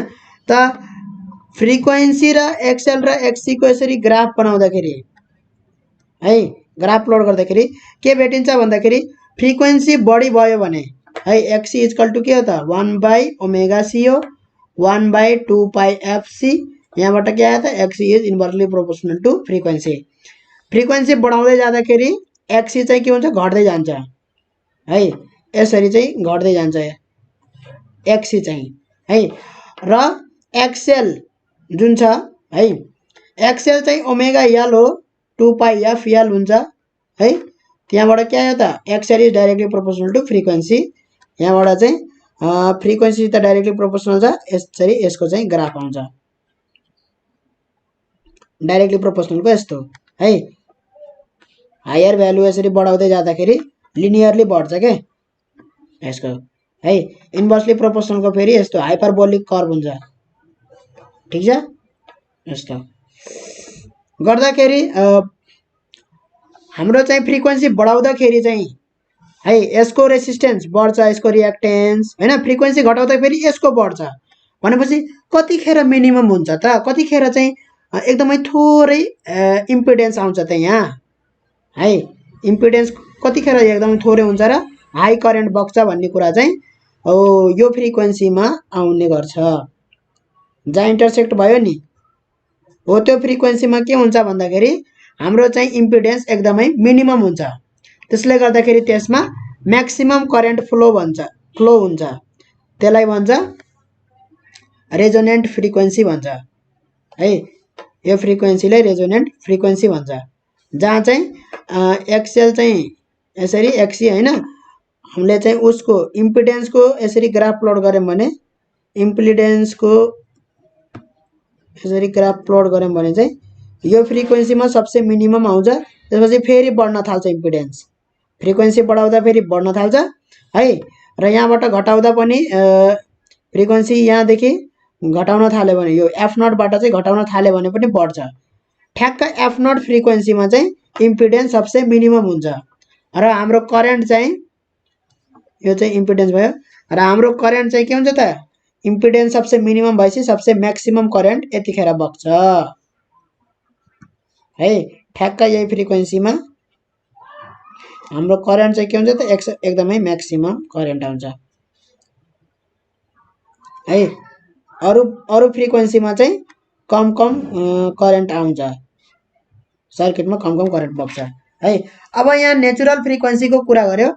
नेचुरल फ्रिक्वेन्सी भनेको के हो भन्दाखेरि कुनै पनि अब्जेक्टलाई है, जस्तै मैले एउटा यहाँ एउटा चाहिँ रस्सीमा बाँधेको एउटा के लिए, एउटा मास लिए, पेन्डुलम जस्तै मैले एउटा रस्सीमा बाँधेको मास लिएछु भने यसलाई मैले एउटा सर्टेन उसमा लगाएर यसलाई छोड्दिएँ भने के हुन्छ त, यो यसरी जान्छ कि जाँदैन, यसरी जान्छ र ओसिलेट गर्न थाल्छ। यो यसलाई केही पनि नगरिराख्दा पनि यो अब यसरी गरिराख्छ है, ठिक छ है। त्यो फ्रिक्वेन्सी भनेको यसको के हो त, नेचुरल फ्रिक्वेन्सी हो। जुन फ्रिक्वेन्सीमा जुन ओसिलेसन गरिरहेको रेट अफ ओसिलेसन हैन, जति टाइम लगाइरहेछ एउटा कम्प्लिट हान्नको लागि, यसरी 1 सेकेन्डमा जति चोटि चाहिँ यसले यसरी गइरहेछ अगाडि पछाडि है, त्यो चाहिँ यसको के हो त, नेचुरल फ्रिक्वेन्सी हो। यही फ्रिक्वेन्सीमा मैले चाहिँ पिरियोडिक फोर्स दिए भने ठ्याक्क फ्रिक्वेन्सी मिल्यो, पिरियोडिक फोर्स दिए, ठ्याक्कै उता जाने बेलामा मैले फोर्स दिए है। त्यसपछि कतिखेर यो आइपुग्छ यहाँबाट यहाँ है, यहाँदेखि यसरी यहाँ गएर अनि कति बेरसम्म फेरि यहाँ आइपुग्छ र यतातिर जाने क्रममा हुन्छ। फेरि त्यतिखेर मैले फोर्स दिन पर्यो भनेपछि एउटा इन्टरभलमा दिन परिरहेछ कि छैन फोर्स हो, यसलाई भन्छ पिरियोडिक फोर्स। एउटा इन्टरभलमा दिइराख्नु परिरहेछ है। फोर्स दिने इन्टरभल टाइम इन्टरभल र यो यहाँ गएर यहाँ आएर फर्किने टाइम इन्टरभल सेम भयो भने है, सेम भयो भने के भनिन्छ त, दुवैको टाइम पिरियड एउटै छ, दुवैको फ्रिक्वेन्सी एउटै छ भनिन्छ, ठिक छ।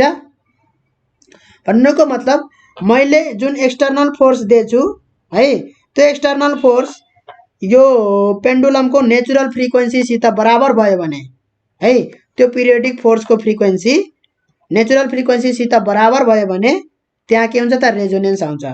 रेजोनेन्स भनेको अब मैले ठ्याक्क यही बेलामा फोर्स दिएँ भने यो अझै माथि जान्छ, यसरी फेरि यसरी फर्केर आउँछ, फेरि त्यतिखेर फोर्स हान्यो भने अझै माथि जान्छ, त्यो एम्प्लिट्युड बढ्दै जान्छ भनेको। पिङ खेल्दाखेरि हैन, यस्तो खाले पिङ खेल्दाखेरि हामी पछाडिबाट धकाल्ने मान्छेले ठ्याक्क म उता जाने बेलामा ठ्याक्क पिरियडिक टाइममा धकाल्यो भने के हुन्छ त, म धेरै माथिसम्म जान्छु कि जाँदैन, जान्छु है। त्यही हो नेचुरल फ्रिक्वेन्सी भनेको के रहेछ त, नेचुरल फ्रिक्वेन्सी भनेको यो आफै ओसिलेट हुने फ्रिक्वेन्सी रहेछ। ठिक छ। अब यहाँ रेजोनेन्ट फ्रिक्वेन्सी भन्नै खोजेको यो नेचुरल फ्रिक्वेन्सीबाट के बुझ्न खोजेको भन्दाखेरि रेजोनेन्ट फ्रिक्वेन्सी भन्न खोजेको हो यो है। अब यहाँ पनि नेचुरल फ्रिक्वेन्सी भनियो हैन, रेजोनेन्ट फ्रिक्वेन्सी भन्नु भनेको के भन्ने त त्यही फ्रिक्वेन्सी रेजोनेन्ट फ्रिक्वेन्सी हो है। यही फ्रिक्वेन्सीमा मैले फोर्स यसरी दिइराखेँ पिरियोडिक फोर्स हैन, यही फ्रिक्वेन्सीमा यसरी दिइराख्यो भने के हुन्छ त यो रेजोनेन्स हुन्छ, यसको एम्प्लिट्युड बढ्दै जान्छ यसरी, फेरि यसरी फर्केर आउँछ हैन। यसरी फर्केर आउँदाखेरि फ्रिक्वेन्सी चेन्ज हुँदैन है यसको, जति माथि गए पनि हैन, यही माथि पुगे पनि त्यो फर्केर आउँदाखेरि यहाँसम्म आइपुग्छ हैन, तर चाहिँ त्यसको फ्रिक्वेन्सी चेन्ज हुँदैन, टाइम इन्टरभल चेन्ज हुँदैन, त्यही टाइममा आइपुग्छ त्यो, किनभने भेलोसिटी इन्क्रिज भइहाल्छ के। सिम्पल पेन्डुलम त पढ्यौँ हामीले हैन, सिम्पल पेन्डुलमको हैन फ्रिक्वेन्सी चेन्ज हुन्छ त एम्प्लिट्युडले गर्दाखेरि हुँदैन चेन्ज हैन, त्यसलाई जति माथि हुर्राए पनि त्यो के हुन्छ त त्यही टाइममा फेरि त्यो सेम इन्टरभल टाइम हुन्छ के। यहाँदेखि यहाँबाट यसरी फर्किनलाई जति टाइम लाग्छ, यसरी यहाँदेखि यहाँबाट फर्किन यसरी जति टाइम लाग्छ त्यति नै टाइम लाग्छ यहाँदेखि यसरी गएर यहाँ फर्किन है। र नेचुरल फ्रिक्वेन्सी र रेजोनेन्ट फ्रिक्वेन्सी भनेको बुझियो एउटै हो है। अब मैले यहाँ भन्न खोजेको के हो भन्दाखेरि नेचुरल फ्रिक्वेन्सी भने क्वेसनमा यसलाई चाहिँ मैले रेजोनेन्ट फ्रिक्वेन्सी भनेर देखाउन खोजेको हो के। ठिक छ। त रेजोनेन्ट फ्रिक्वेन्सी बराबर के भयो त रेजोनेन्ट फ्रिक्वेन्सी बराबर भयो 810 किलो हर्ज भयो, 810 किलो हर्ज रेजोनेन्ट फ्रिक्वेन्सी। त्यो भनेको हाम्रो रेजोनेन्ट फ्रिक्वेन्सीको फर्मुला के छ त, रेजोनेन्ट फ्रिक्वेन्सीको फर्मुला छ हाम्रो कतिखेर चाहिँ कुन फ्रिक्वेन्सीमा चाहिँ यो इएमएफ को कुन फ्रिक्वेन्सी हुँदाखेरि यो जुन हाम्रो पावर सप्लाई छ एसी सोर्स को पनि त एउटा फ्रिक्वेन्सी छ कि छैन, त्यो फ्रिक्वेन्सी भनेकै यो फ्रिक्वेन्सी भनेकै एसी सोर्सबाट आएको, ओमेगा भनेकै एसी सोर्सबाट आएको ओमेगा हैन, साइन ओमेगा टी हो कि हैन, साइन ओमेगा टी। यो ओमेगा कहाँबाट आएको त यो फर्मुलामा यहाँबाट आएको, सोर्सबाट आएको भनेपछि यो फ्रिक्वेन्सी के को हो त सोर्सको फ्रिक्वेन्सी हो है। र सोर्सको फ्रिक्वेन्सी कति हुँदाखेरि है, एसी सोर्सको फ्रिक्वेन्सी कति हुँदाखेरि चाहिँ यसमा चाहिँ म्याक्सिमम करेन्ट बग्छ भन्ने कुरा हो। त्यो frequency resonant frequency F nought बराबर के हो त 1/2 pi under root LC. Inductance र क्यापासिटेन्स कति हुँदाखेरि हैन इम्पिडेन्स मिनिमम हुन्छ र करेन्ट चाहिँ म्याक्सिमम फ्लो हुन्छ भन्न खोजेको, खाली यति कुरा हो है। भनेपछि रेजोनेन्ट फ्रिक्वेन्सी नेचुरल फ्रिक्वेन्सीले रेजोनेन्ट फ्रिक्वेन्सी भन्ने हो। 810 किलो हर्ज छ, 10⁻³ आने भने हर्ज हुन्छ, 1/2 पाई भयो अंडर रूट यल भनेको कति छ त त्यो सोधेको छ है, यल निकाला भनेर भनेको छ हैन। र यो यल चाहिँ सिरिजमा राखिएको छ, क्यापासिटर र यहाँनेरि उल्टे भएछ है। यो चाहिँ इन्डक्टर हो, यो चाहिँ क्यापासिटर हो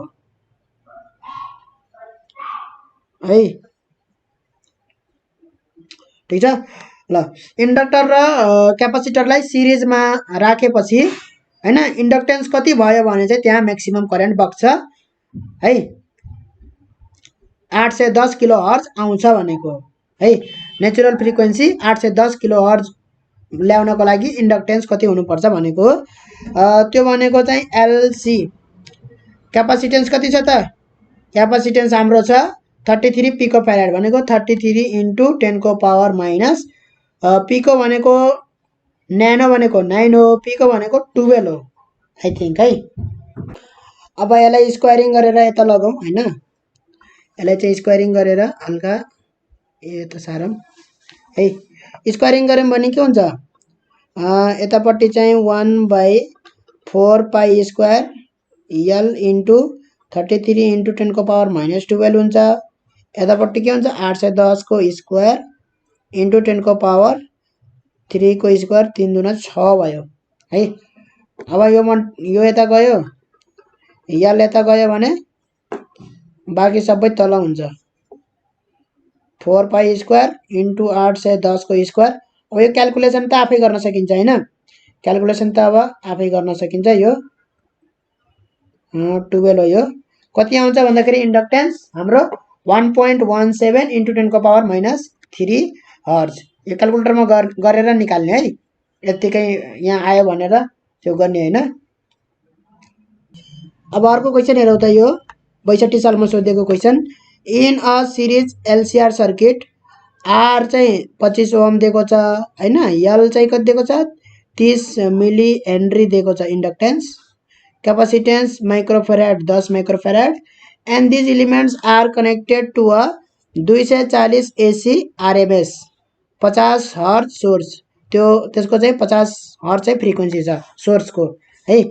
calculate the current in the circuit and volt metre reading across the capacitor. Volt metre reading across the capacitor भनेको के हो, पोटेन्सियल ड्रप एक्रस क्यापासिटर कति हुन्छ त्यही नै के हुन्छ त भोल्ट मिटरको रिडिङ हुन्छ हैन। जति क्यापासिटरको एक्रसमा पोटेन्सियल ड्रप हुन्छ त्यति नै भोल्ट मिटरले रिडिङ देखाउने हो।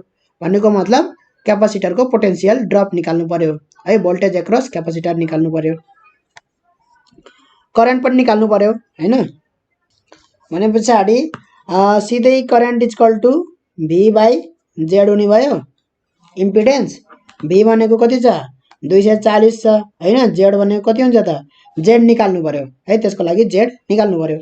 जेड इक्वल टु हाम्रो के हुन्छ भन्दाखेरि एक्सएल माइनस एक्सी को होल स्क्वायर है, किनभने यिन दुईटा त सिधै अपोजिट हुन्छन् यिनीहरूको फेज है, त्यही भएर सिधै सेपरेट गर्न पाइयो, प्लस आर स्क्वायर हुन्छ, यही हुन्छ जेड भनेको यही हुन्छ है। अब यो यसरी लेख्दै गयो भने फर्मुला लम्बिन्छ, त्यही पनि जेड छुट्टै निकाले पनि भइहाल्थ्यो है। अब यसरी गर्दै जाने भने है, एक्सएल भनेको कति हो, एक्सएल भनेको 2 ओमेगा एल, ओमेगा एल भनेको 2 पाई एफ एल हो है। एक्सी भनेको 1/2 पाई एफ सी हो, एक्सी भनेको स्क्वायर प्लस आर स्क्वायर भनेको रेसिस्टेन्स 25 स्क्वायर, ठीक छ। यति गर्दै पछाडि 240 अंडर रुट के भयो त 2 पाई एफएल माइनस 1/2 पाई एफसी, फ्रिक्वेन्सी पनि दिएछ 50 हर्ज हैन।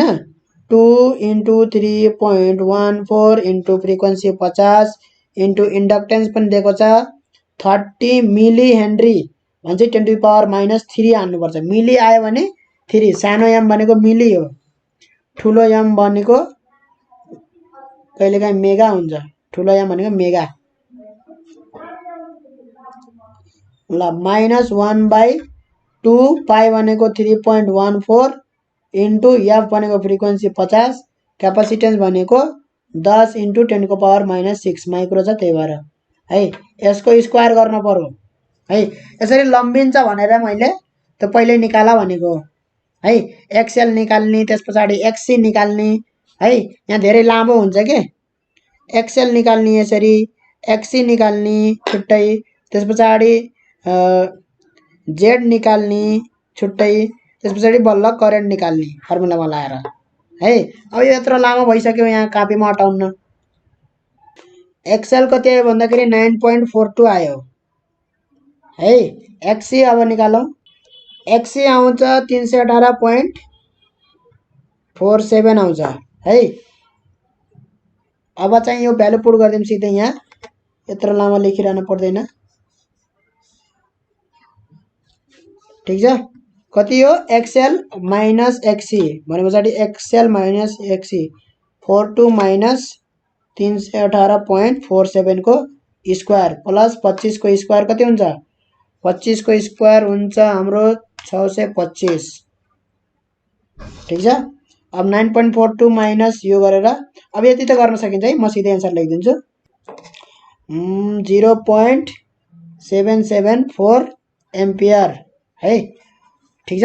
अब यस्तो करेन्ट आइसके पछाडि volt metre reading across capacitor भनेपछि potential difference across capacitor VC equal to current कति बगिरहेछ आई बगिरहेछ कति छ आई एक्सी गर्न पाइयो पाइयो भनेपछि आई भनेको छ हाम्रो कति 0.774 एक्सी भनेको कति छ 318.47 छ गरे पछाडि कति आयो त 246.37 भोल्ट आयो आयो यसरी गर्नु पर्यो सजिलो सोध्छ यस्तै खाली क्वेशनहरु सोधिरहेको हुन्छ है अब यो क्वेशन हेरौँ हामी 2063 सालमा सोधेको an inductor a resistor and a capacitor are connected in series across an AC circuit a voltmeter reads 60 volt when connected across inductor है 16 volt across the resistor and 30 volt across the capacitor भनेको छ है what will the voltmeter read when placed across the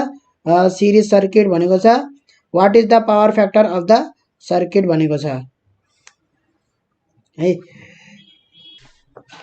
त यहाँ के mistake हुन सक्छ भन्दाखेरि रेसिस्टर दिएको छ यसको एक्रसमा पीडी दिएको छ कति भन्दाखेरि 60 भोल्ट इन्डक्टरको एक्रसमा है रेसिस्टरको एक्रसमा दिएको छ 16 भोल्ट ठीक छ क्यापेसिटरको एक्रसमा दिएको छ 30 भोल्ट हैन भोल्टमिटरले त्यति रिड गरेछ भनेको मतलब त्यसको एक्रसमा पोटेन्शियल डिफरेन्स त्यति छ हैन अब यो सिरिजमा छ हैन यो सिरिजमा छ यसरी जोड दिँदा हुन्थेन हाम्रो चाहिँ टोटल पीडी निकाल्दाखेरि total potential difference E = 60 volt plus 16 volt plus 30 volt गरे हुन्थेन हामीलाई त यस्तो अल्जेब्रिक सम गरेर गर्न पाइदैन है हाम्रो चाहिँ रिजल्टेन्ट निकाल्नु पर्ने हुन्छ किनभने फेज फरक फरक छ है इन्डक्टरको यता छ रेसिस्टरको यता छ हैन र क्यापेसिटरको यसरी फेज फरक फरक छ यिनहरुको है अब हामीले चाहिँ VL - VC निकालेर यसरी निकाल्नु पर्यो VL - VC त्यसपछि इन VL - VC र VR को रिजल्टेन्ट निकाल्नु पर्यो त्यो नै के हुन्छ त हाम्रो E हुन्छ ठीक छ यो हाम्रो के हुन्छ E हुन्छ है यसरी अल्जेब्रिक सम गर्न पाइएन भनेपछि यो सिरिजमा हुँदा त यो जोडिन पर्ने हो फेरि हैन यहाँ देखि यहाँ पोटेन्शियल ड्रप प्लस यहाँ देखि यहाँ पोटेन्शियल ड्रप प्लस यहाँ देखि यहाँ पोटेन्शियल ड्रप यो त किर्चअफ्सको भोल्टेजलाई त अवे गर्नु पर्ने हो किन भएन त यस्तो भन्ने क्वेशन आउन सक्छ दिमागमा है त पहिलो कुरो के हो भन्दाखेरि यसमा जुन करेन्ट फ्लो हुन्छ त्यो एउटा कन्स्टेन्ट करेन्ट हैन पहिलो कुरो I = के हो त I0 sin ओमेगा t पनि हैन है यो चाहिँ इनरको छुट्टै हुन्छ है जस्तै रेसिस्टर मात्रै भयो भने यही हुन्थ्यो क्यापेसिटर मात्रै भयो भने चाहिँ I0 sin omega t plus π/2 हुन्थ्यो ठीक छ इन्डक्टर मात्रै भयो भने I0 sin omega t minus π/2 हुन्थ्यो हो कि हैन इन्डक्टर क्यापेसिटरमा के हुन्छ प्लस π/2 माइनस π/2 हुन्छ कि हुँदैन है इन्डक्टरमा हुन्छ हाम्रो minus π/2 I0 sin omega t minus π/2 र क्यापेसिटरमा प्लस π/2 ल ठीक छ है हाम्रो चाहिँ यस्तो खालको करेन्ट हुन्छ जुन चाहिँ करेन्ट के छ त भेराइ गरिराछ है मैले भन्न यति मात्र खोजेको कि यहाँ करेन्ट के छ त भेरिएबल छ के एसी करेन्ट हो जसको म्याग्निट्युड फ्लक्चुएट भइरा हुन्छ है त्यस कारणले गर्दाखेरि यसको एक्रसमा पोटेन्शियल डिफरेन्स पनि के हुन्छ त भेराइ गर्छ के चेन्ज भइराख्छ रेसिस्टरको एक्रसमा 60 भोल्ट जतिखेर पनि हुँदैन इन्डक्टरको एक्रसमा हैन त्यस्तै रेसिस्टरको एक्रसमा जतिखेर पनि 16 भोल्ट हुँदैन करेन्ट भेराइ भए अनुसार उनीहरुको एक्रसमा पोटेन्शियल डिफरेन्स पनि भेराइ गर्छ है त्यसकारणले गर्दाखेरि 60 भोल्ट 16 भोल्ट 30 भोल्ट साइमल्टेनियसली एकैचोटी नभएको होला है ठीक छ साइमल्टेनियसली उसको एक्रसमा 60 भोल्ट यसको एक्रसमा 16 भोल्ट र उसको एक्रसमा 30 भोल्ट चाहिँ हुन्छ भन्ने त छैन हैन ठीक छ यो हुँदा पनि हुँदैन है यो चाहिँ साइमल्टेनियसली एउटै टाइममा चाहिँ उसको एक्रसमा 60 भोल्ट, उसको एक्रसमा 16 भोल्ट र उसको एक्रसमा 30 भोल्ट। किनभने लेन्ज ल पनि किर्चफ्स ल पनि अबे गर्नुपर्छ है, किर्चफ्स ल पनि अबे गर्नुपर्छ। ठीक छ ल। अब चाहिँ हामी गर्छौं E इक्वल टु के हो त हाम्रो E इक्वल टु हाम्रो हामीले यदि यो फर्मुला पढेछौं भने हैन, E इक्वल टु आइजेड पढ्यौं भने पनि गर्न सकिन्छ यहाँबाट पनि हैन, अर्को फर्मुलाबाट पनि गर्न सकिन्छ है, कुनै टेन्सन छैन। R square plus X L minus XC को होल स्क्वायर हो है। आई भित्र गयो भने के हुन्छ, I square R square plus यहाँ चाहिँ I square X L minus XC को होल स्क्वायर हैन। त्यो गर्यो भने के हुन्छ त, यो चाहिँ भी रेसिस्टर को एक्रसमा भोल्टेज पोटेन्शियल ड्रप र यो भित्र गयो भने I X L minus I X C को होल स्क्वायर हुन्छ कि हुँदैन, यही हुन्छ है। ठीक छ, यति हुन्छ। अब हामी भिआर कति दिएछ, भिआर चाहिँ हाम्रो दिएको छ रेसिस्टर को एक्रसमा 16 भोल्ट को स्क्वायर भयो प्लस आईएक्सएल इन्डक्टर को दिएको छ 60 भोल्ट माइनस आईएक्सी 30 भोल्ट हो है, यसरी गर्न सकिन्छ। ठीक छ, यहाँबाट पनि त्यही आउँथ्यो है। रिजल्टेन्ट ई निकाल्ने हो भने यहाँबाट के आउँथ्यो त, भिआर को स्क्वायर प्लस भिएल माइनस भिसी को होल स्क्वायर गर्नु पर्थ्यो कि पर्दैन, यहाँ भने त्यही गर्नु पर्थ्यो हैन। त जुन फर्मुला याद छ त्यहीबाट गर्न सकिन्छ। ठीक छ, 16 स्क्वायर भनेको कति हुन्छ 16 स्क्वायर, यो गर्न सकिन्छ हैन, यो 30 स्क्वायर भइहाल्यो प्लस 16 स्क्वायर को अन्डर रुट कति हुन्छ भन्दाखेरि 34 भोल्ट हुन्छ है, 34 भोल्ट हुन्छ। पावर फ्याक्टर भनेको के हो भन्दाखेरि, पावर फ्याक्टर भनेको रेशियो अफ ट्रू पावर अब एपारेन्ट पावर। अब एपारेन्ट पावर भनेको के होला त है, यो इन्डक्टर र क्यापासिटरले इनर्जी उ गर्दैन है, इनर्जी लस हुँदैन त्यहाँ इन्डक्टर र क्यापासिटरमा। ठीक छ, रेसिस्टरमा चाहिँ इनर्जी लस हुन सक्छ है, रेसिस्टरमा इनर्जी लस हुन्छ हिटको फर्ममा यताउति हैन। र यो इन्डक्टर र क्यापासिटर के हुन्छ, इनर्जी स्टोर गर्ने हो यिनीहरूले है, इनर्जी स्टोर गर्ने हो, इनर्जी लस गराउने चाहिँ यिनीहरूको काम हैन है। यिनीहरू त इन्डक्टर क्यापासिटर यिनीहरू पावर कन्ज्युम गर्ने डिभाइस हैनन् है, यिनीहरू लोड हैनन् के। ठीक छ, पावर कन्ज्युम गर्ने डिभाइसको रेसिस्टेन्स हुन्छ सर्टेन हैन, तिनीहरूले पावर कन्ज्युम गर्छ, लोडहरू भए हैन, बिजुली बत्ती भयो, अरू थुप्रै लोडहरू हैन, हिटर भयो, यी सबै डिभाइसेसहरू के हुन् त, लोडहरू पावर कन्ज्युमिङ डिभाइसहरू हुन्। ठीक छ, तर यिनीहरू अब पावर कन्ज्युमिङ डिभाइस नभए पनि है, यो क्यापासिटर इन्डक्टर राख्दाखेरि चाहिँ हाम्रो पावरको यो सिरिजमा चाहिँ यसरी रेसिस्टर सँगसँगै रेसिस्टर मात्रै भयो भने के हुन्छ, हाम्रो पावर आई स्क्वायर आर हुन्छ पावर हैन, पावर त आई स्क्वायर आर हुन्छ पावर कन्ज्युम गरेको हैन। त यो राखेर यो क्यापासिटर राखेर हैन, इन्डक्टर र क्यापासिटर राखेर जुन सिरिज हुन्छ हैन, त्यसमा चाहिँ जुन पावर आउँछ, यो राख्दाखेरि पावर आउँछ, त्यो पावर चाहिँ ट्रु पावर नआएर के आउँछ त, एपारेन्ट पावर आउँछ। जस्तै आई स्क्वायर आर जति आउनु पर्ने हो, आई स्क्वायर आर गरेर जति आउनु पर्ने हो हैन, त्यो पावर आउँदैन के यो दुईटा राखे पछाडि है। किनभने रेसिस्टर मात्रै राख्ने हो भने है, यसरी रेसिस्टर मात्रै राख्ने हो भने छुट्टै पावर हुन्छ त्यसको है। त ट्रु पावर भनेको यो रेसिस्टरमा जति उस हुन्छ त्यो ट्रु पावर हो। एपारेन्ट पावर चाहिँ जुन देखिन्छ यो है, एपारेन्ट पावर चाहिँ इम्पिडेन्स। अब जस्तै यहाँ आई स्क्वायर आर भयो true power, I square Z जुन यो रेसिस्टेन्स जस्तो देखेछ, जेड चाहिँ इम्पिडेन्स भन्छ त्यसलाई है। त्यो रेसिस्टेन्स नभए पनि त्यो रेसिस्टेन्स जस्तै काम गरिरहेछ जेडले, इम्पिडेन्सले हैन, करेन्टलाई अपोज गर्ने काम त गरिरहेछ इम्पिडेन्सले है।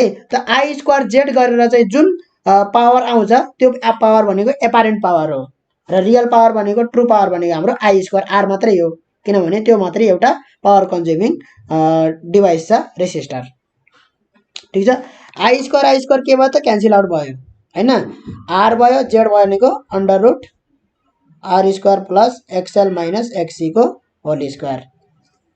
ठिक छ, यो नै के हो त हाम्रो भन्दाखेरि पावर फ्याक्टर हो। यो ट्रु पावर बाई एपारेन्ट पावरको रेसियो नै हाम्रो के हो त पावर फ्याक्टर हो। ठिक छ, अब यो तीनवटै छ भने यो भयो हैन पावर फ्याक्टर। यदि रेसिस्टर र क्यापासिटर मात्रै छ भने के हुन्छ त, रेसिस्टर र क्यापासिटर मात्रै छ भने आर बाई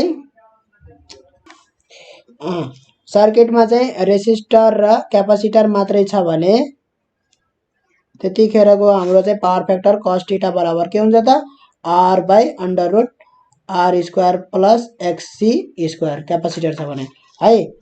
सर्किटमा इन्डक्टर र रेसिस्टर मात्रै छ भने त्यतिखेर power factor cos theta equal to R by under root R square plus X L square हुन्छ। यदि रेसिस्टर छैन भने चाहिँ पावर फ्याक्टर अब कसरी गर्ने त है, रेसिस्टर छैन भने चाहिँ त्यहाँ चाहिँ अलिकति इन्कन्भिनियन्स हुन जान्छ। ठिक छ, पावर फ्याक्टर आउँदैन त्यतिखेर है न, त्यतिखेर ट्रु पावर नै हुँदैन, त्यही भएर चाहिँ पावर फ्याक्टर निकाल्न सकिँदैन। अब हामी पावर फ्याक्टर निकालौँ त, यसमा के हुन्छ पावर फ्याक्टर, यसमा power factor cos theta equal to हामीले के गर्न सकिन्छ, cos theta equal to power फ्याक्टरको फर्मुला लगाउन सकिन्छ आर बाई जेड को फर्मुला हैन, आर बाई जेड को फर्मुला लगाउन सकिन्छ किनभने हाम्रो फर्मुला त्यही हो पावर फ्याक्टरको। आर भनेको थाहा छैन हैन, रेसिस्टेन्स थाहा छैन, आईले मल्टिप्लाई गर्दै भने आईआर हुन्छ, तल पनि आईले मल्टिप्लाई गर्दा आईजेड हुन्छ है। आईआर भनेको हाम्रो कति हो त, आईआर भनेको हाम्रो resistor voltage across resistor 16 volt हो र आईजेड भनेको हामीले निकाल्यो, कति निकाल्यो त आईजेड इक्वल टु हामीले भर्खरै यहाँ निकाल्यौँ 34 भोल्ट है, 16/34 हुन्छ हाम्रो पावर फ्याक्टर है, 0.47 हुन्छ। ठिक छ, पावर फ्याक्टर यसरी निकाल्ने है। अहिलेलाई हामी यति गरौँ, हामी चाहिँ अर्को भिडियोमा यहीँबाट कन्टिन्यू गर्छौँ। अझै कतिवटा क्वेसन बाँकी छन् भन्दाखेरि 1 2 3 4 5 6 7 8 9 10 11 12 13 14 15 16 16वटा क्वेसन बाँकी छ। त्यो गर्नलाई अझै 1-1.5 घन्टा जति लाग्न सक्छ। अर्को भिडियोमा त हामी कन्टिन्यू गर्छौँ।